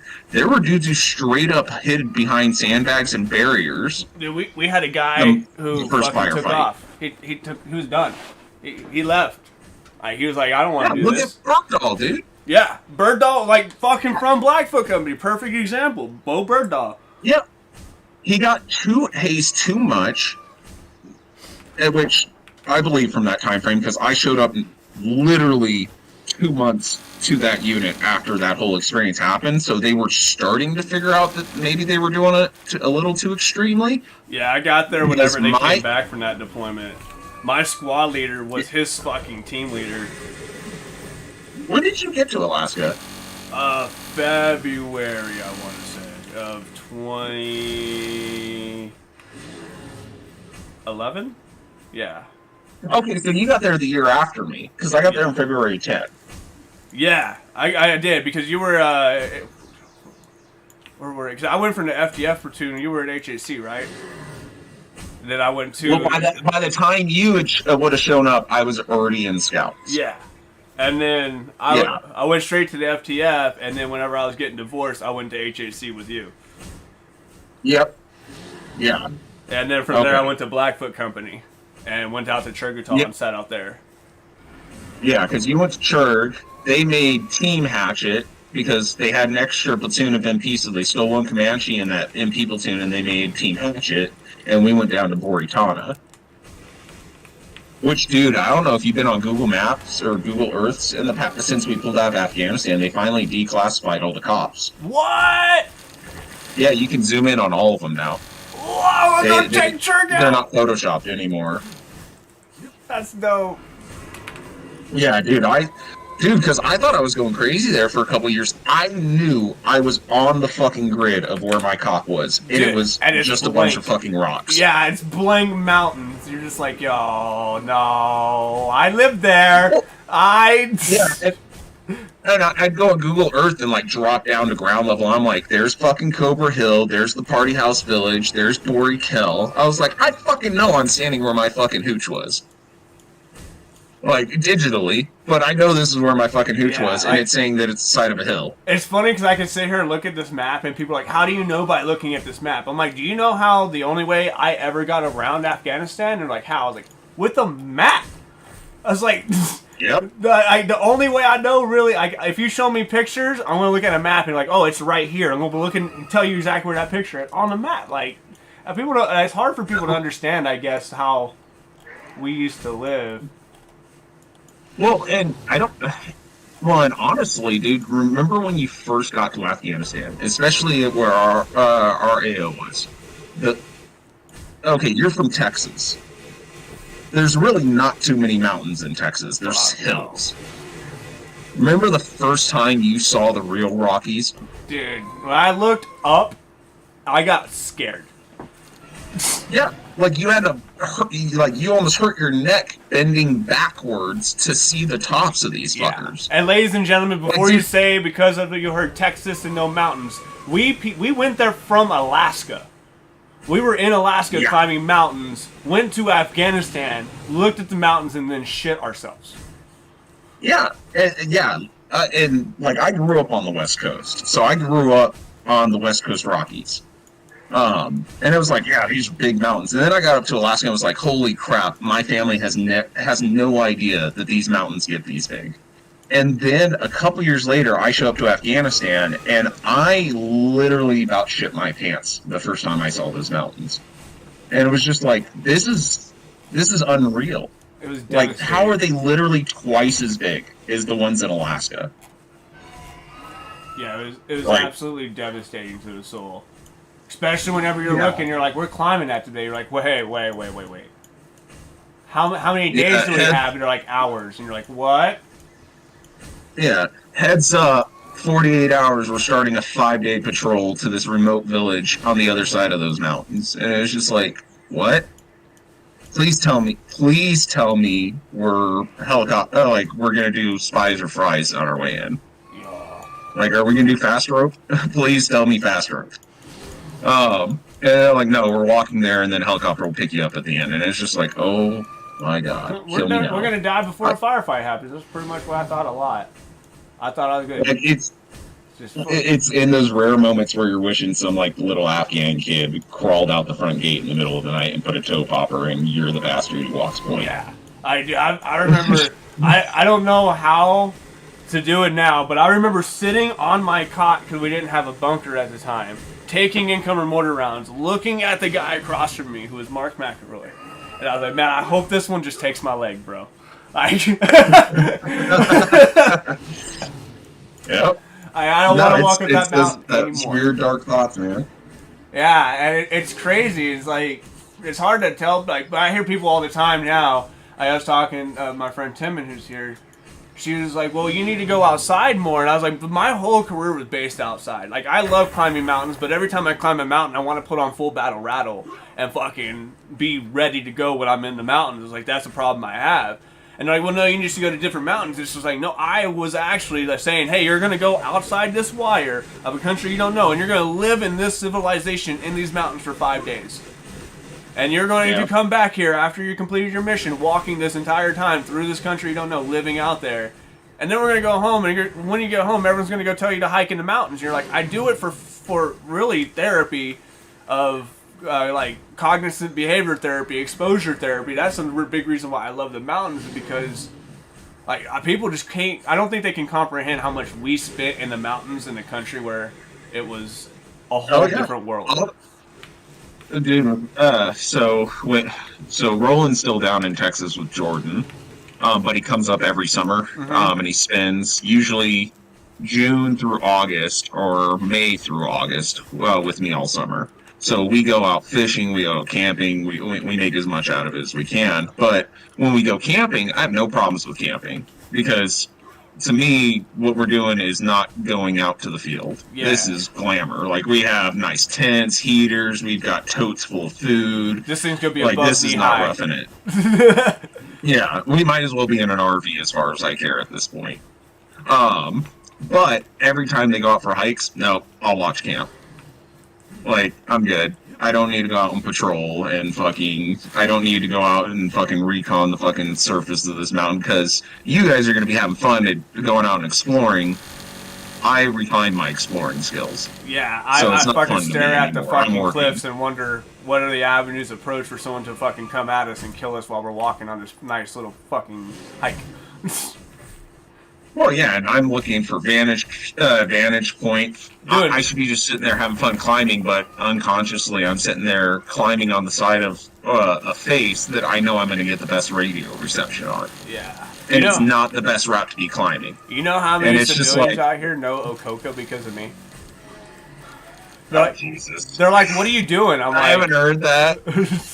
Oh my god. I haven't heard of Coca in years, man. it's so funny because everybody's like, stop. Like Like, seals. what are you doing, man? I'm like, what do you mean? Observations to build a fire, avenues approach, different trails we can take, like covering concealment. Like, why? And I'm like, you didn't hear that gunshot? They're like, dude, there was no gunshot. I'm like, oh. Yeah. Wrong Stop, mountain. look, listen, smell. I still do that shit when I'm like walking on little trails and shit with the dogs. And we'll be in the middle of walking, we'll just stop, 100 meters into the trail and just sit there for a couple minutes. Stop, look, listen, smell. See if anybody's following, what's going on around us, and then we'll start walking. I mean, when I lived in Colorado, it saved my ass because there's a mountain lion fucking following us one of the times we were out there, and I didn't know, and I wouldn't have known unless we had done that. Damn. Yeah, that's a But- crazy times. I've been to some fucking crazy mountains. Luckily, I'm just a loud asshole whenever I see things, and hopefully I won't get eaten anytime soon. Because I have to go out there by myself. Because every time I do go out with people, I'm running fucking 100 miles a minute going up to the mountain trying to feel like someone's chasing me or I'm chasing a fucking somebody. Because my feet don't know what a casual pace is when I'm patrolling. Like you said it perfectly. Everyone says hike. I've learned how to say hike now, but to me, I'm still on a patrol. Yeah. It's your SPing time now. I remember my landlord. I worked out. I with them at the shop they own. I live on a peach farm, and they go, "What do you do up in the mountains?" And they're like, "What's the like?" And my number one answer to this whole question, without even fucking thinking, was, "Oh, I was gathering information of the area." And they're just like, Yep. "What the fuck?" And I'm like, "Oh, I got a whole vantage point of the whole valley. I can literally map out the valley in my own head." And they're like, "Who does that?" And I'm like, I thought that was normal, so I'm just gonna go fucking sit down and be quiet again. Yeah, getting your bearings. Like, you didn't want to know Hey, give me, every fucking pathway and valley out of this valley, well, every road out of this valley up into the mountains, so you can easily get away. And they're like, get away from what? I'm like, Hey, give me 1 minute. I gotta go yell at a Malamute who's deciding to sing to the neighborhood. oh, that sounds pretty. He's having a great time. This thing's gonna take forever. Look at that.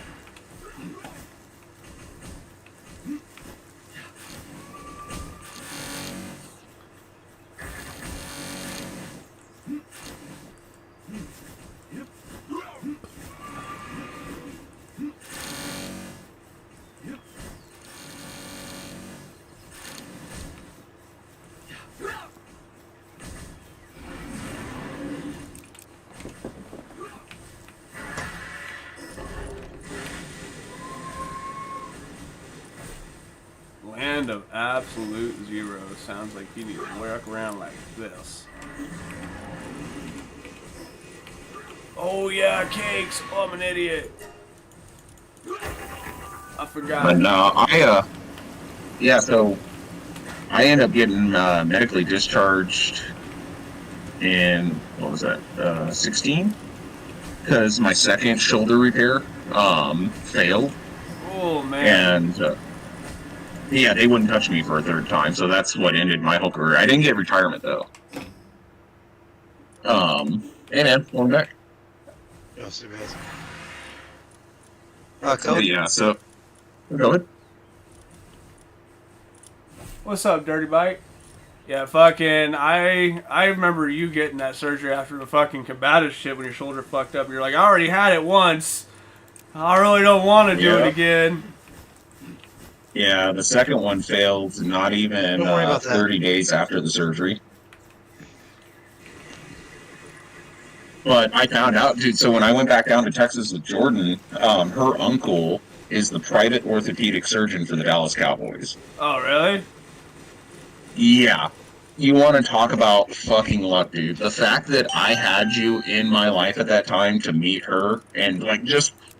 Dude, it brings into the question of spirituality and, like, God and all that stuff. Because, literally, if I wouldn't have known you, I never would have met Jordan, right? Yeah. And... mind you, no matter how all that shit worked out between me and her, if it wouldn't have been for that fact alone, I wouldn't have known that doctor. So when I got kicked out, my arm still wasn't working. Like, I got straight up shoved to the curb with a non-working arm. Wow, they did that to me too with my back. Yeah, I couldn't even... I couldn't lift my arm above my shoulder, and I couldn't even lift up 5 pounds. And you knew me from before I got hurt. Yeah. You had a right hook that fucking knocked out an elephant. Yeah, so for literally to be sitting there with a right arm that was literally just a noodle on the side of me, that was like devastating. Yeah, I believe it. But I went and met John, Jordan's uncle, and dude was arrogant as hell, but I needed it at that point in time. He's like, I'm not gonna say I make a better shoulder than God, but I definitely probably could have designed it a little bit more streamlined. But he completely rebuilt my right shoulder. And through him, I found out that the first two surgeries that the Air Force and the Army did to me were actually medical malpractice. Damn. That sounds about right because they said my shoulder's all fucked up from J-Bear. Yep. Well, they were doing slap repairs on me, and anyone who has European heritage, so if you have your European DNA, every white male of European descendant has a 33% chance of having a deformed humerus. So instead of having the smooth ball at the top of your shoulder where it goes into the cup, you actually have a dimple in that. And if you do a slap repair, it will remove the hooks. Like the actual bone will rip the hooks out, and that's exactly what was happening to me. So they were doing a surgery that never would have worked on me, and not only did they do that, they did it twice. Fuck. So he went in and he fixed all of that shit. He cut out a whole bunch of bone, put in some titanium rods, awesome. helped hold everything into place, and then I just had my fourth one last year. But dude, I ended up getting that fucking stomach bug from our deployment in Afghanistan. That shit just got me like a couple years ago. Yeah, I hit one of our medics recently too. He was fucked up for like a year and a half. Dude, I was fucked, yeah, for about a year and a half. Like, when I was living in Colorado when I first got there, I got hospitalized because of blood loss. I was like puking and shitting blood, and I couldn't figure out why. And I was like, well, I thought I knew why. I was like, I'm a fucking paratrooper, and I'm drinking cheap whiskey. I need to buy better whiskey so I don't produce blood. Fucking love it, dude. I fucking love it. We don't change much. But crazy, I'm so yeah.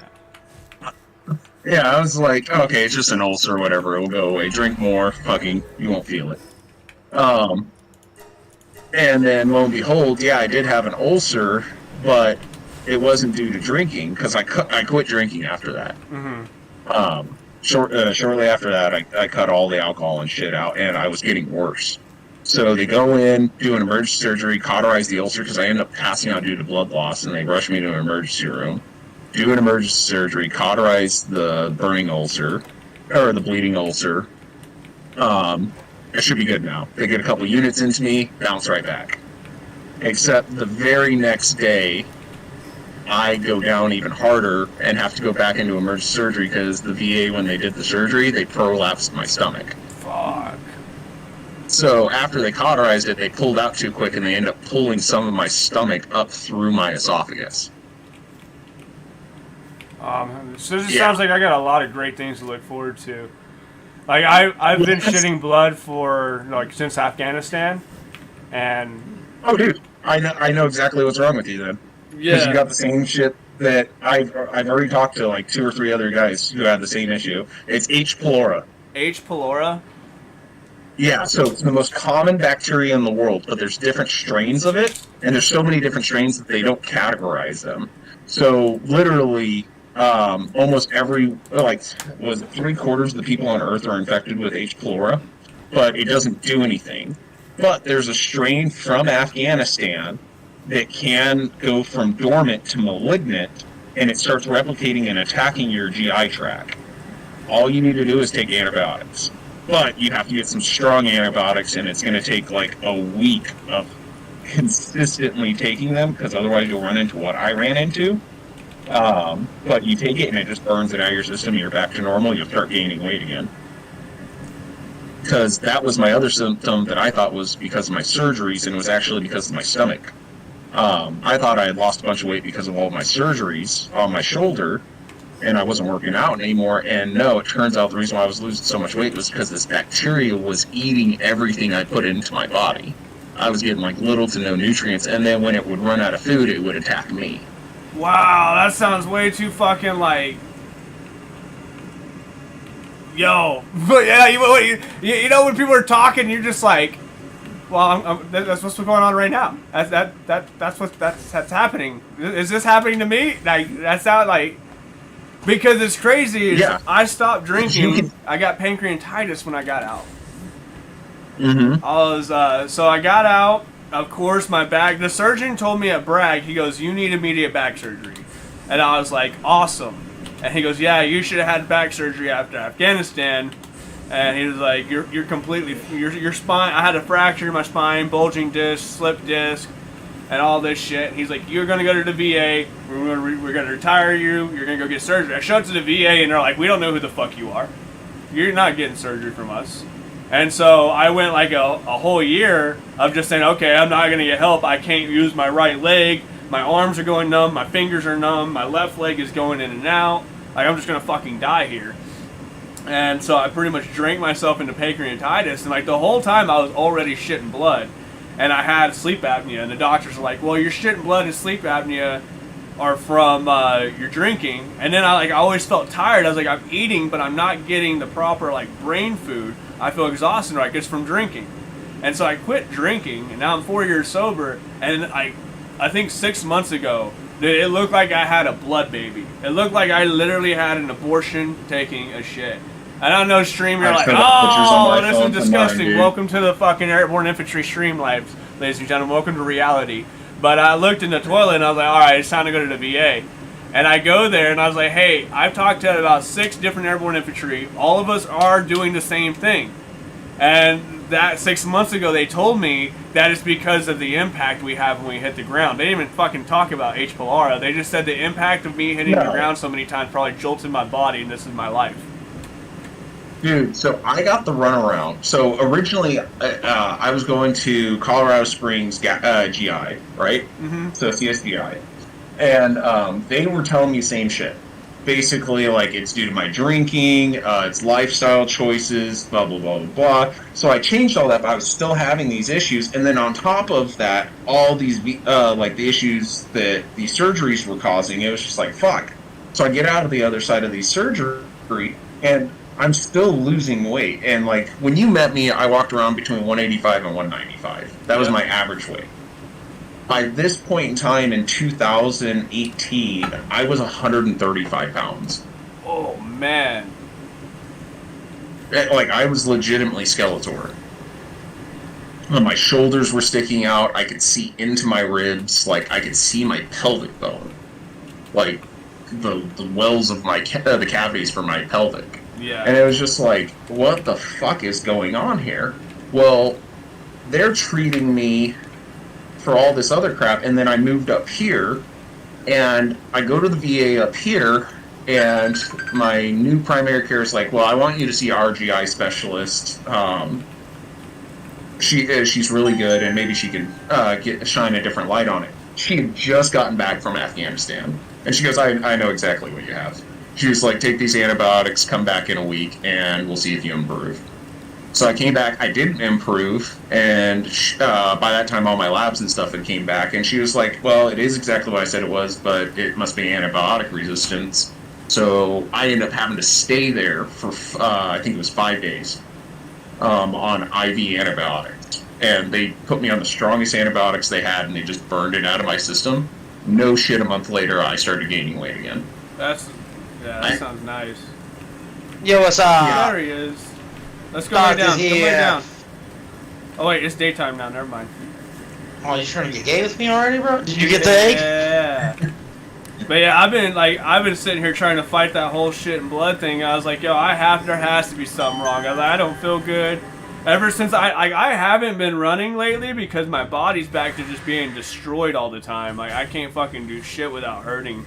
Once again, because it's like I can do good, I can fight the pain until it gets too much, and then my body just shuts down. And right now it's in the shutdown period of my life.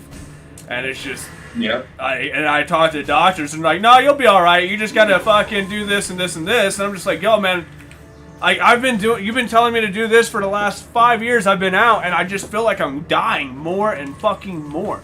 Like, I don't like, am I literally, I got out of the military, y'all just forget about us, and y'all just like, hey, go die now. Like, that's all it fucking feels like. Yeah, it's mean system, man. But, well, and like the history of the VA, like this blows my mind. As an American society, we walk around, and how many people don't, like veterans included, don't even know how the VA was created. Yes. Like, no one knows the history of the VA. Like, I mean, anyone can go research this stuff and go pull it up and learn it, but it's just like, the beginning of the VA was a fucking slush fund. It was literally, right. yeah, and fucking people started to ask questions like, wait, where are all these veteran, all this money you're going to Veterans Affairs? Where are all these buildings? Where are all these people being helped? They couldn't prove it, so they had to start actually fucking using the money to actually help veterans, bro. And that was like Korea War, bro. That was right after World War II. You know what I'm saying? So, I mean, we're literally. What started all that slush funding was World War One. Yeah, they. Who were they? It was the draft. The draft is what started all of this. We needed so many people once we entered World War One and didn't have them. Well, we were an isolationist country. We weren't a powerhouse economy yet. So we didn't have the money to pay our troops.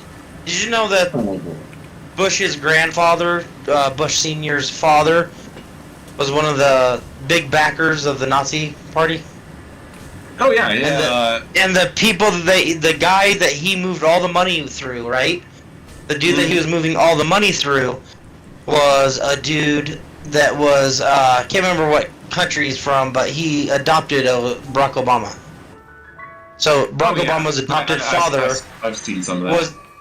was the dude that was running fucking funds from America and hiding them and giving them to the Nazi regime, like, and then they're all about like Harris, like Kamala Harris, our first female black president. Like, I don't know if you guys know this, but Kamala Harris's grandparents owned the biggest plantation in Jamaica that was still around to like the 80s, and that means when she went and visited her, she's this black, so she's anti-slave. Like, look, one, no one's ever trying to bring slaves back, and every veteran will die for that shit. And two, you're literally saying, like, all this shit, this woman's actually, in her life, has been actually served by slaves. Yeah. And you think, the she's going to be the answer? Hilarious. Are you fucking retarded? Well, so, like, when World War One happened, we drafted all these guys up, and we didn't have the money to pay them, so we paid them in war bonds. Literally. Like, imagine you got called up, and we all know those wars were different. You didn't go on a 6, 10, or 12-month tour. You were back when it was over. Yeah, you're going, and you were dead until the fight's over. You're too fucked up to go on, or you've won, son. Yeah, that's why getting shot in the military back in those wars was literally called hitting the lottery. Getting injured and living through it was called winning the lottery. But, so World War One ends. All these soldiers come back home. They think they're going to get all this pay. They realize that the government doesn't even have... Yeah, well, no. Because they were promised pay on their return. They get back, and we didn't pay them. So they paid them in bonds, saying that give us 10 years, when the economy recovers, because we won all this shit from winning the Great War, we will be able to pay you plus interest in 10 years. And you really don't have a say in it. So the whole military community and the veteran community of World War I kind of just bit the bullet and said, all right, since it's for the best of the country, let's not bankrupt the country because we want to get paid. We'll come back in 10 years, the country will be richer, and we'll get rich off it too. Win-win, right? Sounds like something that all of us would do. It's, all right, I'll take this, I'll make the self-sacrifice now. Well, we know better now, but in your time of service, I'll make the self-sacrifice now, knowing that in 10 years, I will profit off it. In the perfect world, you would want it to work like that, right? An honorable man would take the honorable action. Problem is, 10 years came up, the Great Depression happened. Yep. The government literally did not have the money to pay them back. Like, they didn't have money to pay anything. So 10,000 veterans marched on D.C. They marched and they protested outside the Capitol building. Press was there. They called in the National Guard. Something happened, and shots were fired, and it dispersed the whole crowd of veterans. I think it was like 12 or 13 veterans were killed, a couple hundred injured. And then nothing happened for like a month. But mind you, this is back in the 30s. We didn't have internet and all that shit for everybody to communicate and know what was going on, and we very much had state-run media even back then. Yeah, it's always been state-run. Oh, it always has. World War II, we didn't know about all the attacks that were happening on America. And most people still to this day don't know that we were being attacked during World War II. People don't even know there are mainland. nuclear bombs sitting outside of North Carolina on a beach. Dude, there is a German U-boat in Savannah, Georgia. It got stuck in the Savannah Channel when Hitler was trying to figure out invasion plans for the East Coast. I appreciate it, Zoo. Yep. Zoo said this should be a podcast. Yeah, but so 2 weeks go by, nothing happens. So Congress thinks they won. Third weekend comes up, 30,000 veterans descended on Capitol Hill from World War I and said, if you want to call the National Guard in, we have 3 times as many National Guardsmen as you do in the state now. Try it, bitch.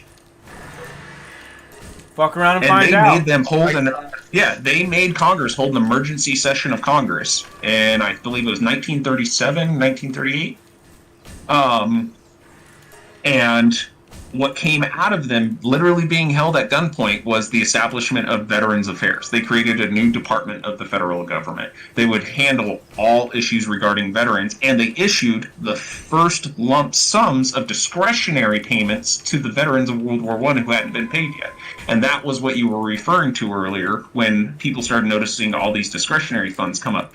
Because at no point in time did any of our major news outlets report that our capital was sieged by 30,000 veterans and then held at gunpoint to sign something into law to help them out for something they were already promised. The VA was a concession price. That was given to us out of the hopes of, oh God, please just go away. Thing is, after they fucking paid off all those funds, it stuck around, and until after World War II, there was no real. They were still catching the taxes, but they weren't. There was nothing going out. Do anything for you, they will show up with smiles and open arms. Just don't be surprised when they never leave. Yeah, we're the government. We're here to help. Well, fuck you up. It's like welfare, bro. It's like, why don't we just have a country that's economy is just strong enough to where, it's very little, like, they're growing it so much that, unless you're making over $50,000 a year, dude, you need help. Yeah. And like, even if you're making over $50,000 a year, where are you living? Yeah, in Colorado Springs, dude, it's like, for a shitter apartment, it's like $1,500, bro. 1 bedroom shitter apartment, $1,500. I moved from there 5 years ago. I moved away from there, and my townhome, which was nice for like 6 years ago. 6 years ago, my townhome was $1,600 in that town. It's ridiculous. Yeah, I guarantee you that townhome will be $2,400-$2,500 now. Yeah, a month, and it's like how? And then groceries are going up. Nope, this one's like I was in Wisconsin during the whole rush or the whole Trump Biden thing, and what they were talking about is there's a deal right now that we grow all of the vegetables, then we send them to Canada, then Mexico sends their plastic to Canada, and then they package them and ship them back to us and charge us like double, and it's like to help stimulate Canada and Mexico's economies. But it's like at this point, like, we can't survive, dude. I don't give a shit about any other country's economy. Fix us. Yeah. You know what I mean? Like, fix Stop us. giving Ukraine $400 Make it billion where- and stop the government shutdown. Look, what was it, like, not too long ago, right? 70s, early 80s. If a man had just a decent job, you know, either he knew a trade or he went to school, the wife didn't have to work. They lived nice. They didn't worry about where they're going to eat. You know, they could go eat out. They had a nice vehicle. They had a nice home. Everyone could buy their own house. And it's just like... even up into the early 2000s, like early mid 2000s, before the housing market crashed. Like, the housing market bubble was kind of the end of that. Like, the And now it's like, with two fucking people working, it's Hard. you're grinding, dude. It shouldn't be like that. Yeah, I like how the humans in this America here, instead of saying, hey, why are we working so hard, and being mad at the people who are working so hard, look at the people who want to go back to the 60s or 80s of working and say, hey, you should be appreciated if you're working 80 hours a week. Like, no, motherfucker, you're being brainwashed. Yeah, no, they were. Because in their time, if you put in 80 hours a week, you got a benefit out of that. And you know what? That's Like, a you got- perfect way to You brainwash got people. ahead. If your dad Yeah, was you got working 80 way hours a ahead. week, you had the new fucking Camaro, Corvette, whatever the fuck the car was back then. Yeah, you got You know the what I new mean? fishing boat. You're keeping up with the Yeah. Joneses. Dude, Yeah, you every get over the Joneses, decade man. they increase it. They're like, all right, they're used to this. Give them a little bit more. Give them a little bit more. Now they're talking about raising retirement age to 70, and no one even knows. Yeah. Dude, it's ridiculous. And How many times are they going to talk about taking away Social Security, too? Like, Dude, we're about to run out of money for Dude. Social Security. yeah, I've well, been that's told my entire impossible. life, by the time I'm old enough to collect Social Security, it won't be a thing. We're gonna run out of Why Social the Security fuck have money we in been 10 paying years. it? In 10 years, we're Yeah, gonna run wow. out. Well, I think there needs to be a complete... Both sides. Goodbye. So right now, Because you guys have been running this as a group for, last 100 years. Democrats and Republicans, most of them fucking are in the same fucking tea parties, bro. So You know what I'm right saying? now, They eat together, they're friends. dude, the same people You who are guys have telling us Wait, to what? work, Yeah, you guys fucking shit up. You Dude. guys are the shittiest leaders I've ever seen. dude, the same people that we're talking about, the same people who tell us to work 80 hours a week, are borrowing $82,000 a second in national spending. They are going to increase our fucking debt from 34 trillion to 36 trillion by September, which is the end of the fiscal year. If no one, people on the stream didn't know, the fiscal year ends in September, not December. We will be in $36 trillion worth of debt. We're going to send Ukraine and we're going to send Israel probably close to $1 trillion. And then we're going to pull, we also only have 10 years of discretionary funding left in Social Security. And 10 years, everybody will be taking care of your parents because their 401ks have already been drained with the stock market crash that's happened because we're about to go into recession due to all of this federal spending. We don't have money to run the government. It's about to be the worst financial crisis since the Great Depression, and they do not care because they've just hit pocketed it on the head $1.7 million a year. Because they don't care because they're not going to be in a depression, dude. No, they're on No, 150K making salary, their making money 1.7 and million a getting year. out. Yeah, that they've been selling all of our secrets. They've been fucking, dude. They don't care. Making their money They and they're take getting the money fuck out. like COVID. Oh my god! Don't get me started on COVID. What the Yeah. fuck? Well, what's funny is everything you guys are saying, it all stems back to the same problem. It's federal overreach. And Way I too think much we of are, right now, as we are speaking, we are actually living in a moment where that is coming into question again with the whole Texas border thing.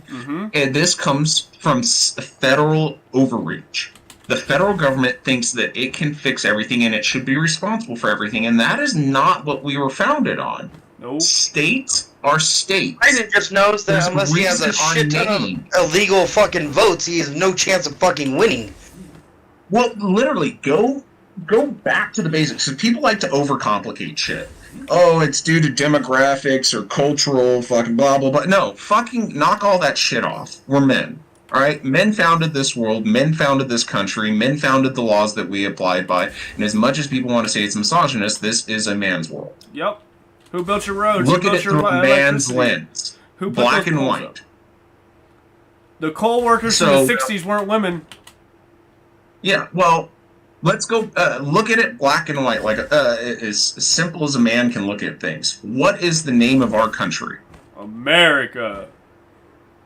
No, that's part of the name. The United States of America. Yes, and that is... There's a reason we stress so much on English and language within our laws in this country, because that's what governs us. If you don't have an understanding of the language, you don't have an understanding of how things work. We are a United States of America. That's why it's called the Union. We, as a group of states, have agreed to come together and work for the betterment of the whole. That is what the federal government is. So we're not so weak that other countries can come fucking pick us off.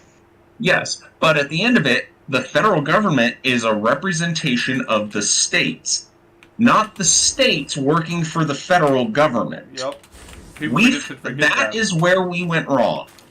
We went wrong, and that started happening in the Civil War. It ultimately went bad in World War II, or right before World War II, with FDR's New Deal. As great as it was for the time, it set up the socialistic society we live in today. So crazy how people fight socialism but vote for it at the same time. Dude, it's absolutely mind-blowing. And watching the 2024 election coming down the road there's so much bittersweetness with it, because there's part of me being I am more conservative in my values and everything. I do lean more towards Trump, but there's honestly in the past like month and a half come to me this thinking of maybe we should say fuck both major parties and go with RFK. Yeah, dude, I've actually fucking... It's funny, too. I said the same thing. He's agreeing with Trump, too, but Trump has too much limelight to even focus on doing his job because no one lets him. Well, and you know what? Trump did a lot while he was president. He did more for veterans than any other president in history. No one believes me when I say that, but I'm like, look at my pay raise. No, and you know how you prove that to people who don't believe that, you? like, hey, is there still the old lady hotline to the Oval Office? And everyone will look at you crazy, but if you're talking to the VA, they'll know exactly what you're talking about. Because the very first fucking week he was president, he hired over 100 retired ladies and cleared the office next to the Oval Office and moved desks in there with phones.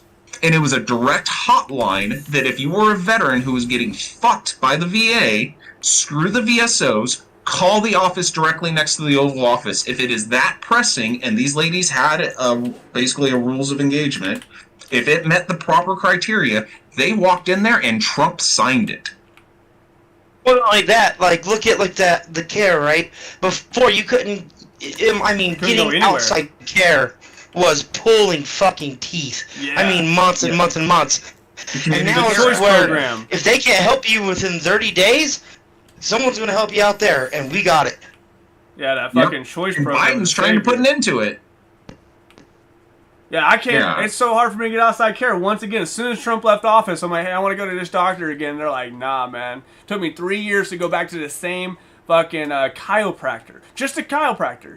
That was outside the VA. Look at disability turnarounds. Yeah. Like evaluations. While he was office, I knew dudes who were getting evaluations back or re-evals back in less than 60 days. What? Yeah, and you got a disability rating in less than 2 months? What the fuck? It took my grandfather from Vietnam, his third tour in Vietnam, so 1973 was his last tour in Vietnam. I'm curious about this. It took them until 2013 before they acknowledged his fucking benefits. My grandpa got his in 2016, he was in the military. Bro. 2016, yeah. My grandpa got his. Yeah, 2013.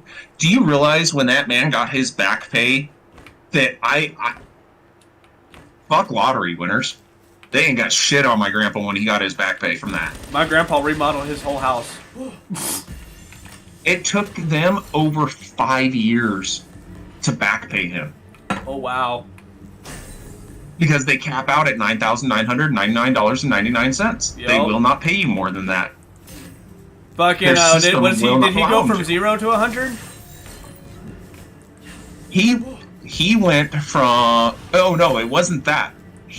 They were refusing the fact that he was ever in Vietnam. Oh, wow! So he did 3 tours, and they refused because he did 3 tours with with group. He went through and did 3 tours with group in Vietnam, and technically, he only ever landed in Vietnam. He never worked in Vietnam. He was working in Laos and Cambodia. So his deployment orders don't exist anymore. It's funny whenever someone from VA goes, well, why is this paperwork missing? Well, I can tell you that it's probably secret and shredded. I don't do that. Okay. Well, perfect example. So I'm sure you've ran into this with civilians because it drives me up a fucking wall. They're like, well, that was back then. They wouldn't do stuff like that now. Yeah. Dude, my little brother, and I've been warning him and warning him and warning him because he's not combat arms. He's combat support. He's an Apache electrician. He got deployments to Kuwait.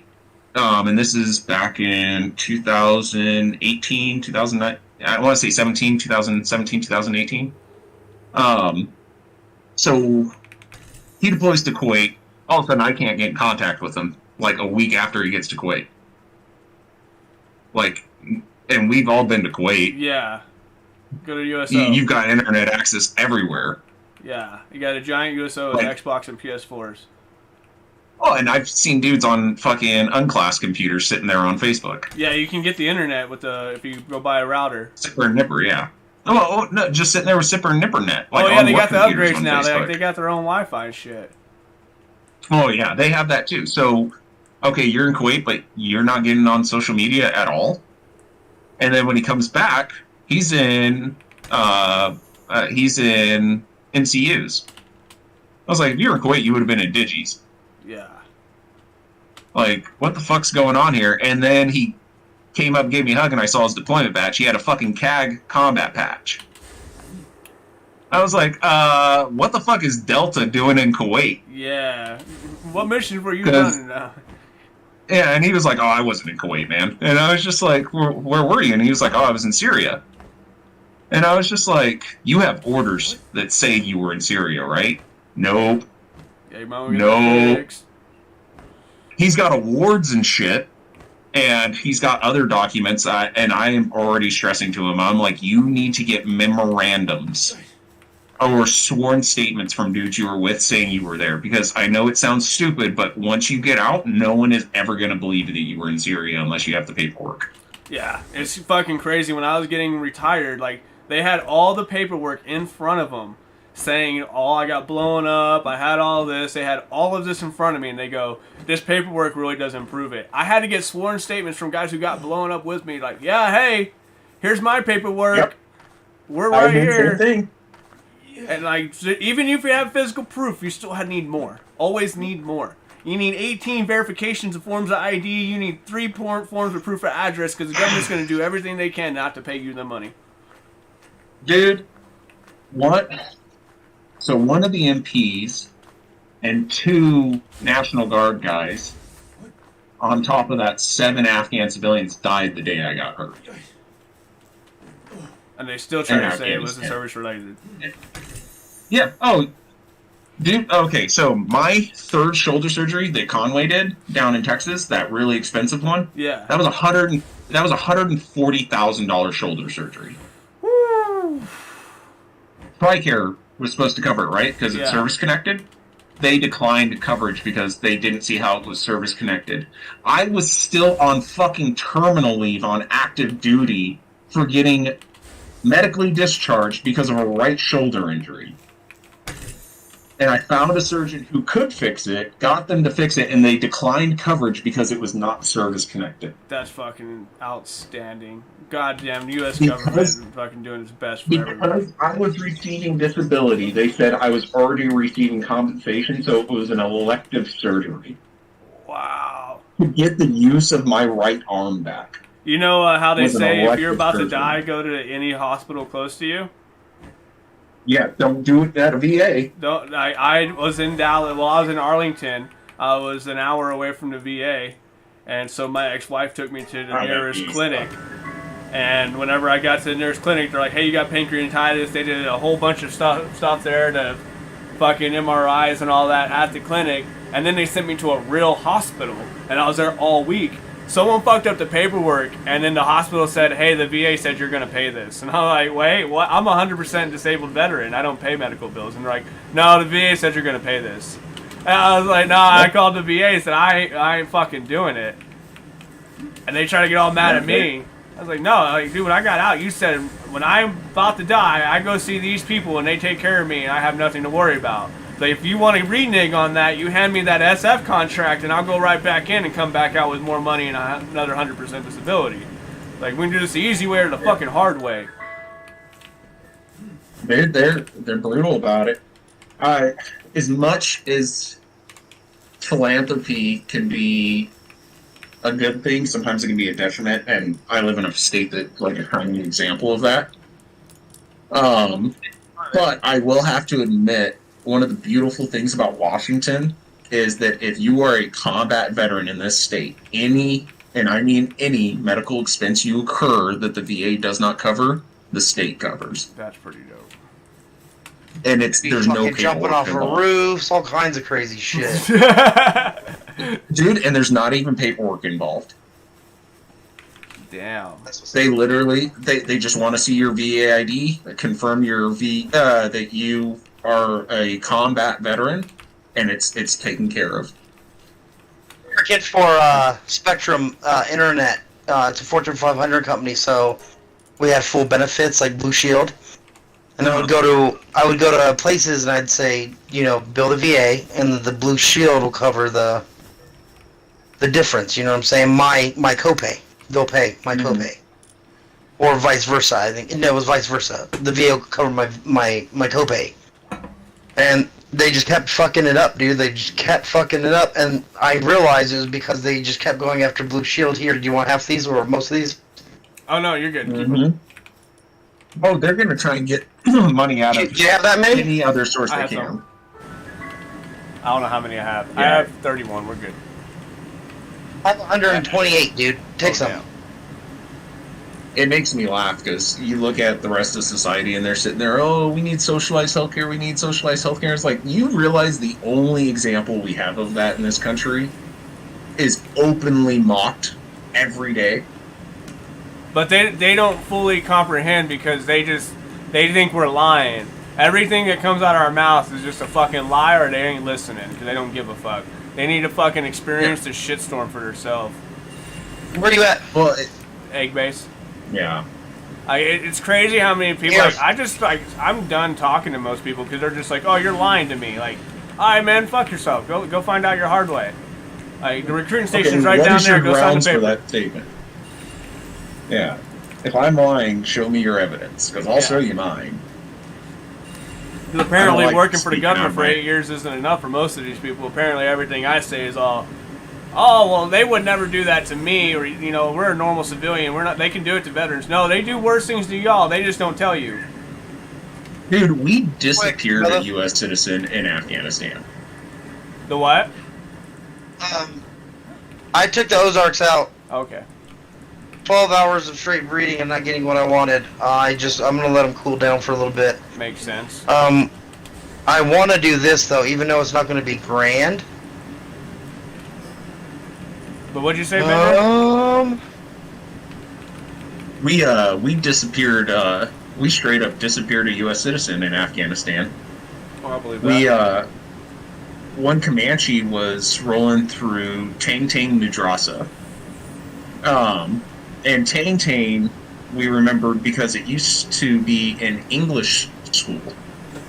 Like, it was an English university before the Russians invaded in the 70s. So most of the people in that village actually spoke perfect English. It was really weird because it was like the only village we really didn't need an interpreter when we were walking around, because you had a 50-50 shot of the person you were talking to from that village spoke English. Well, we were rolling through it, and Leadvik, which was Sergeant Yanez, got blown up. IED blew his truck up. Because that was the day he bit through his lower lip, and he got pissed off because they stitched his lower lip back up, and then his lip swelled up, so everybody started calling him Bittner 2.0. Fucking big old bubble lips. So he was pissed. I never worked, like, honestly had an interaction with this dude personally. And from that day forward, he had a vendetta against me. And I was like, dude, I don't even know your first name. And, like, you hate me with every fiber of your Pokemon, being. catch this Pokemon. Hey, I'm gonna pull her out and you gotta catch her. What? Which one? Yes. Pull it out. That thing? That thing. I got that good. So yeah, we get blown up. We do the standard thing. We pull cord on, security area, do 05s, 25s, and all that shit, and we start detaining everyone in the village because we're bringing them in, trying to spray people's hands and shit like that. And this guy comes out of the building and he looks just like every other Afghan, fucking wearing man dress, sandals, fucking in and up the thickest fucking New York accent you've ever heard in your life. Just goes, yeah, I think I know the guys who did this. And dude, we just stopped dead in our tracks. We're like, all right, we know everyone here speaks English, but no one here has an American accent, and let alone a New York accent. What the fuck? And he's like, oh yeah, no, I'm a cabbie from New York. I'm just here visiting family. I come every year. And it was just like, no shit. Can you prove that? And he goes and gets his passport and all of his paperwork and shit, and we're sitting there validating him. And fucking, I'll never forget because Carmichael was a smartass, and he goes, "Should we enroll him in the Bats and Heights?" You should. It's just like, dude, that's a real fucking question. He's a dual citizen. Like, The thing is, in the Bats and Hides, up where we were, and because we were right there on the line of Nuristan, they're so inbred there, dude, that a lot of people don't have full hands, right? Where they have like multiple fingers that they shouldn't. Mm-hmm. The weirdest one was this dude. I was like, I have the interpreter tell him, like, give me your left thumb. He gives me his left thumb. I'm like, give me your left index finger. And he shook his head no. And he just kept giving me a hard time. And I'm like, what the fuck is this guy's problem, dude? You know what I'm saying? Like I'm going to have to go get A and P over here to touch you inappropriately, sir. But, out of nowhere, dude, he fucking shows me his hands. It's one thumb on each side of his fist. He's like claws. I was like, yeah, you're good, bro. You're not building any bombs. Get the fuck away from me, sloth. Hey, you guys. You're gonna build a bomb, you're fucking gonna thumb it the fuck bomb, brother. I think you're good. Please tell me you guys gave him a payday as he walked off. Fucking sloth from the Goonies over there. I felt so fucking bad for that dude, man. Some of those people I feel so bad for because it's just like we had a female coming into our base repeatedly saying that she's been beaten by her husband. We always have to treat her because she can't get pregnant. So one of the times she comes in, our doctor's like, let us just look, and we'll find out what's going on so this stops. She was a fucking virgin. He's been humping her in the butt because they're so uneducated the entire time and pissed because she can't get pregnant. Like, you fucking... I don't even know what to... Like, holy shit. I think any other animal in the world... Like, I want to call them monkeys because how uneducated they are, but monkeys don't have that problem, bro. They figure out how to procreate. But you know the monkey problem is? Monkey doesn't get into Man Love Thursday quite as significantly as they do. Yeah, that's the issue. They get used to shoving in the poo hole of their best friend. They see a female, like, oh, same hole, my friend. I don't know what to do, but I'm gonna do the same thing I did with my buddy yesterday. Yeah, they get right up to it and go, study my shade, Jordi, barabarit, right? My name is Mohammed. La, la, la. But no, it was, so this guy, yeah, he ends up telling us that they had two dudes from the village down the street. They were there earlier that morning messing on the side of the road. That a couple people had ran up and yelled at them to stop what they were doing because we really didn't have problems with that village.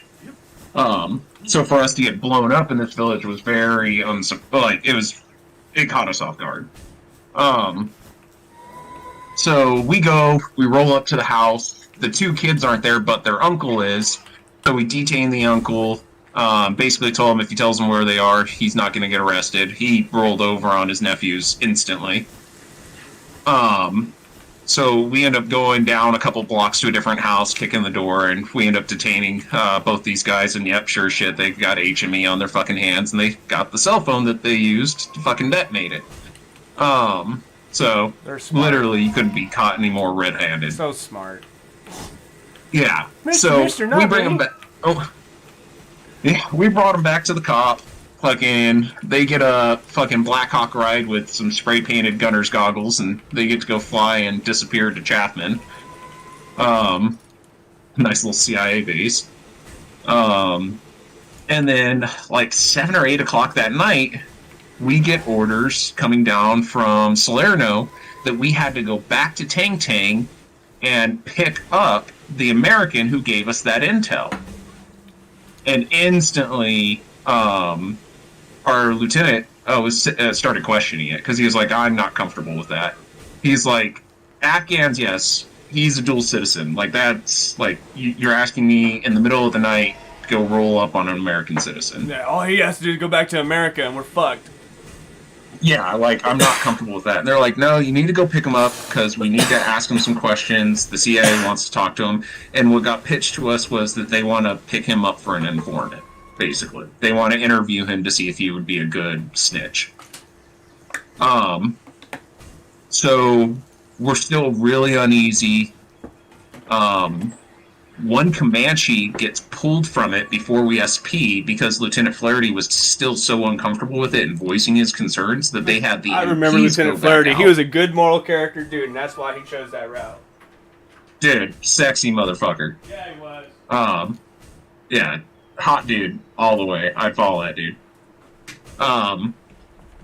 But he ended up getting rolled out, so they sent the MPs who roll up on this guy, and me and Greg had to go out because we were pulling Overwatch for him. So we were put up on a hill just outside the village overwatching this whole thing, and they roll up, and Lieutenant Carsonson was the lieutenant at the time. He's like my captain in the 82nd when I came back from Iraq. Dude, boss fucking move, took a rubber band and hot mic'd his fucking dog bone. So that everyone on internal comms could hear the conversation he was having with that citizen. Because he didn't want anyone questioning anything, because even he was uncomfortable with it. Yeah. He just wasn't being vocal about it until we got outside the wire. So we tell the cabbie, like, hey, you gotta load up with us. He's like, am I going back to your base? So like, no, we're actually taking you to the CIA base. And he goes, okay, why the fuck are you doing that? And we said, we had to tell him, we honestly don't know. From what it sounds like, they want to interview you to get to know you a little bit better. And he was like, I'm not comfortable with this. And we're like, oh, neither are we. But no you one have is. to go. Yeah. But So we have take to you go. or Like, someone we can't scarier leave comes here. to get you, bro. Like, Yeah, like, you really want us to be the ones to take you, because we're uncomfortable with it. We're being nice. The next people they send probably won't give a fuck how you feel. they're gonna wrap you up and And- cover your face and fucking make you feel like one of these people. Yeah, and I'll never forget this, because over the radio he goes, if you walk into the back of that vehicle yourself, I can guarantee you'll walk out of the vehicle of your own accord as well. And that was what calmed the guy down. Was like, okay, like, you're not going to beat me up and throw me in the truck. If I'm willing to get on there, you're willing to let me get out. You're not going to fucking abduct me. We never saw him again. I doubt Like, many ever. people ever did. Like, that dude's gone. Into the Oh yeah, fucking like stratosphere. we asked a lot of questions about that, and was like, are you just releasing him back into like the public? Is he an informant? Like, should we not engage this dude? Like, this is stuff we need to know too. Yeah, especially like, if he this goes is back to our the same AO. spot. Yeah, like, if he's a snitch, we need to know not to treat him like an American. We need to treat him like every other Afghan so that he fits in. If he seems like he's getting special treatment, that's going to give it off. And he's gonna get killed, and then And- you'll lose your informant because you didn't want to share the small information, whatever the fuck you are hiding. Yeah, but we never saw whatever happened to that guy again. That was like that was honestly something that bugged me for a really long time afterwards. Yeah, there's a lot of things from both of my deployments that fucking eat at me, like that shit. It's What's funny. crazy? it's just- Dead bodies didn't bother me. It's shit like that. Yeah, like I remember carrying a dead body from one end of the compound to the medic just so he can clarify that dude was fucking dead, even though he was in pieces. But you needed a fucking medic to say it. Like, and then I went to go eat right afterwards. I dropped the dude off, walked to the chow hall, ate just fine. It's the shit that I know that can happen when I'm asleep. It's that shit that bothers me. The shit that they made me do keeps me up at night. Oh yeah, dude. Do you remember Captain/Major Means? Yep. So he had me commit a war crime while we were in Afghanistan, and I didn't realize it at the time. Otherwise, I would have said something. But after the Fob Salerno attack, Oh, yeah, that was rough. all those bodies came through Boritana on their way back to Pakistan. Did they? Oh yeah, so did not we know had that. to stop the red sickle truck that was going back to Pakistan, because anybody who died over there that we killed, we sent them back to Pakistan. They came through our cop on the way back to Pakistan. Yeah, I didn't fucking We deal with any of returned the the remains. aftermath of that. I just dealt with the at the time, and then we were out. Yeah, so we got their bodies a week after Salerno. Yo, come Yeah, I was over already here, back- Huh? and together we're going to open this egg so we get this Pokemon at the same time. I mean, Alright, sounds good. wow. Yeah, I was fucking already back in Sugartal, fucking back on the grind there by the time that happened. Damn. I was on Cobra Hill in fucking PD shorts and a tan t-shirt with fucking Dark Eye 1, Pro. 2, 3, hold. Yeah, I fucking tell you what. Of all the times, though, I still miss Sugartal the most. Just Ice Oh, Emperor yeah. on this one, and Downtrodden. I gotta say, like the most peaceful, safest place I felt away from all this shit was Churgatal. It was a place where most people were trying to kill me every fucking day, and I felt safer there than I've ever felt in my life anywhere else. Well, you're surrounded by your brothers. Yeah, and like now I'm surrounded by no one, feel like just like terrible because of, like it's just like yeah, we all know what like, it's just miserable out here. Yeah. Are you gonna throw it out? Like it's so different. Everything we do Oh, is wrong. Dude, I'm This is what it looks like. battling with my Yeah. work right now because of shit like that. There's just moral differences. The owner of the company that I work for, we found out is screwing one of the managers, Oh yeah. like having an affair about, and it was just like, oh fuck. So yeah, when we confront him about Chilling in the air. you know, I almost want to just ride this thing, bro. Ride it. Yeah, I just love how like it's funny because I talk about professionalism in the workplace and people act like I'm crazy, but then they go conduct unprofessional acts and then get mad at me because I want to stick by the SOP and what's written. Like, hey, one, we don't do stupid things and bad things won't happen, you know. But yeah, we're at work. This is a professional environment. Act like it. yeah, and then people are like, well, you're too hard on the standards. Well, look what happens when you're fucking not. Yeah, there's a time for play. This is, I'm sorry, unless I'm mistaken, I'm not in the military where I'm still on a salary and on call 24/7, where I don't have the excuse of like, oh, it's my free time. Yeah. It's a little different when you go on a So 30 you day can make fucking your workout fight. jet dragon. What's that? I'm gonna make. You can make your. I'm doing 31 circuit board, so you can do your jet dragon saddle. Oh, okay. We need 50 circuit boards and 2 more leather. Oh my god.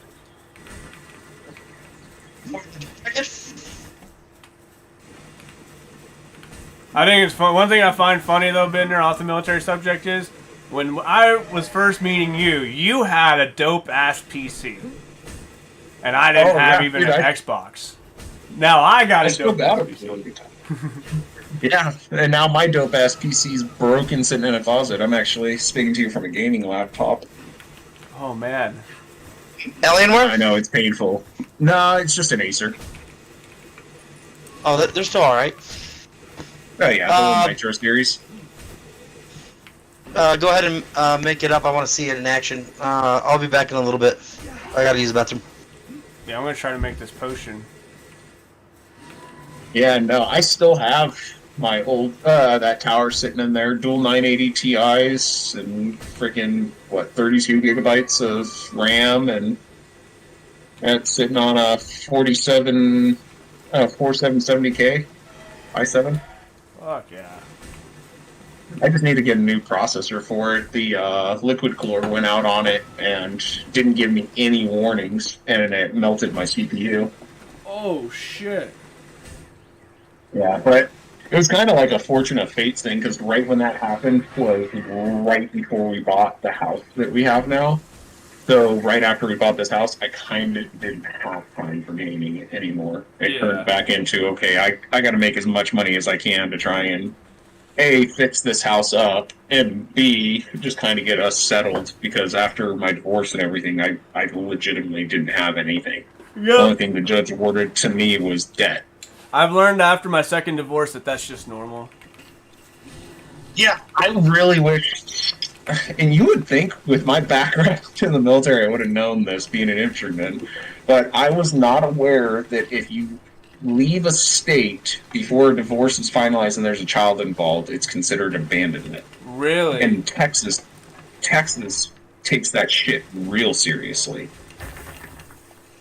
So after everything happened with my divorce, I went up to Colorado to be with my family because I didn't have any family in Texas. It was just Jordan's family. Yeah. And after everything that happened between me and her, I didn't want to see anything that reminded me of her. So I went up to Colorado because dude, my mental health was gone. I just gotten kicked out because the Army couldn't fix me, and not only could they not fix me, they fucked me up even more and just basically was playing hot potato with me and threw me to the curb.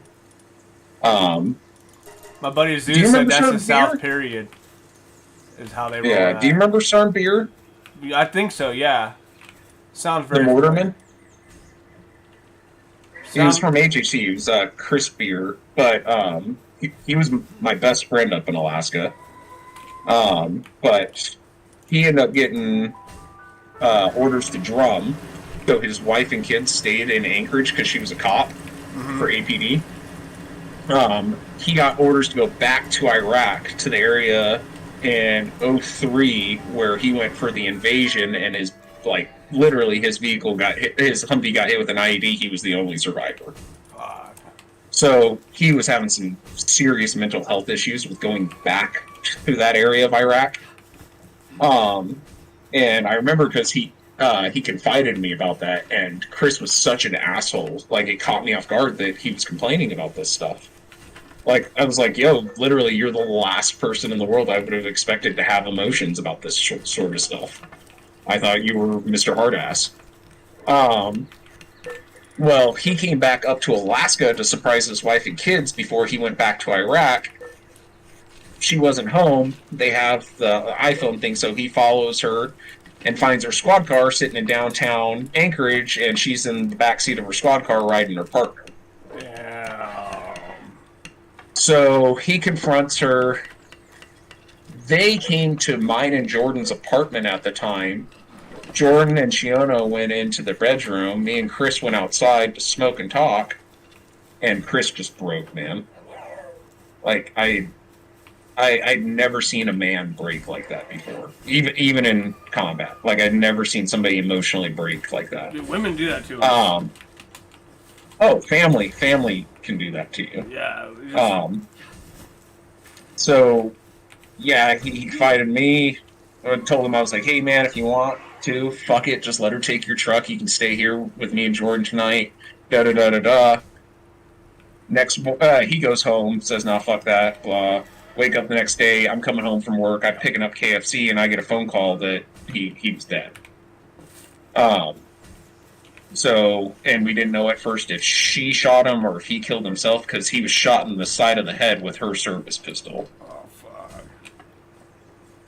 So there was a lot of questions, and me and Jordan were the last people to actually ever see him alive. Outside of her. And she was a suspect. So, yeah, they ended up, what was it? We ended up going down to Texas. I'm dealing with that, the whole getting kicked out thing, and then the whole shit between me and Jordan happens, so now I'm dealing with that on top of it. I was like, fuck this. Like, I can't do it on my own anymore, so I went up to Colorado to be with my family. Well, turns out because of that, the judge was like, oh, you abandoned your family. Fucking, she gets to keep everything, here's all the debt, and you lose custody of your kid. Damn. It was just like, what? Like, Yeah. dude, I've never even met you. Like, what the fuck? Like, you don't know the situation, you don't know the story. Thankfully, we were able to get it all resolved because even Jordan didn't want that. She wanted me to be in Roland's life, and I still very much am. But Yeah, yeah, it's funny just how much judges crazy. feel like they can attack us because of our background too. They're like, I can say whatever I want, and if he says anything, I'll use the PTSD card on him and send him away. Like it's so easy for him. Like, dude, fuck all that. At no point in time did I like, even with all of that shit going on, like keeping PTSD out of the mix, that would be so much for just the average person to handle. Yeah, exactly. But I'm saying is like how they can utilize that. Like if it gets too much, I feel like everyone's trying to make us blow up. Yeah. I don't Oh, just, good luck, motherfucker. You really don't want that. yeah, they're like, I can push this dude, and if he does blow up, I can blame him, and I can take punishment out, and I won't get hurt. And they know that, and it's just like it keeps getting pushed and pushed and pushed. I've seen a lot of that since I've been a civilian. Yeah, who was that 82nd guy who went crazy down in Dallas like 10 years ago? Do you remember that? I heard about it. I didn't look too deep into it. Because Jordan's dad was Arlington PD, so you know how that's all just a metropolitan Yeah, there. he So was they all SWAT work there with each other. forever. Yeah, dude, one infantry vet went fucking crazy in Dallas and just said, you know what? Fuck the local government. Like, they are trying to actively go after me, so he went after cops. He killed 12 cops before they were able to put him down, and he wasn't a static shooter. He was actually shooting and moving. Like, the entire time he was moving, and communicating. And, like, I remember watching the videos of this dude working pillars and rooms and corners and shit, and I was like, oh man, like, if shit ever goes sideways, like, not every veteran's like that, but there's a lot of combat armed vets who carry that skill set with them. Yeah. And it's like, you don't want to open that can of worms. Like, you really, really don't. I've been getting a big eye opener to how like we're kind of viewed in a way, because like I have my friend Tim in here, and she's been working on figuring out like we're fucking crazy, and she's learning that. And one of my buddies came over to hang out, and she wasn't here, and she's like, he just came when I wasn't here and disappeared. I'm like, some of my friends you'll never meet. I was like, they'll be so secretive about their life, you'll never even meet them. You'll just hear their name from me, and you'll never see them. She was, that's kind of suspicious. I'm like, why? Like, one of my friends, they might go back overseas when they leave this house, and they might get shot in the face. One of them might get a different job where he can't communicate with us anymore. I was like, my lifestyle is completely fucking different, because I know people who are monsters in this world, or a reason why we can breathe and how we eat, you know? Yeah. It's like, my friends are not the same ones that go work at the coffee shop. My friends are the ones who get a phone call at 2 a.m., disappear in the night, and you don't see them, but you've heard of a terrorist threat getting fucking resolved, because my friends went still in doing the cool shit, you know? And it's like a whole different world. Hey, dude, it's one of my favorite things is I call it breaking the fourth wall. I like breaking fourth walls on American citizens, because they'll sit there and like when you catch, because you'll catch people just on tangents. They feel completely justified about bitching about whatever they're bitching about, and then you're like, "What the fuck is going on?" You go over there and you find out that they use fucking dairy-free creamer in their coffee, and it fucked their whole day up, and how everything's gonna be ruined now. And it's just like, do you fucking hear yourself? Like, are you that fucking weak? Like that is what's ruined your whole fucking perception of the world for the next foreseeable future. Is your creamer was wrong. Like, Jesus fucking Christ, you have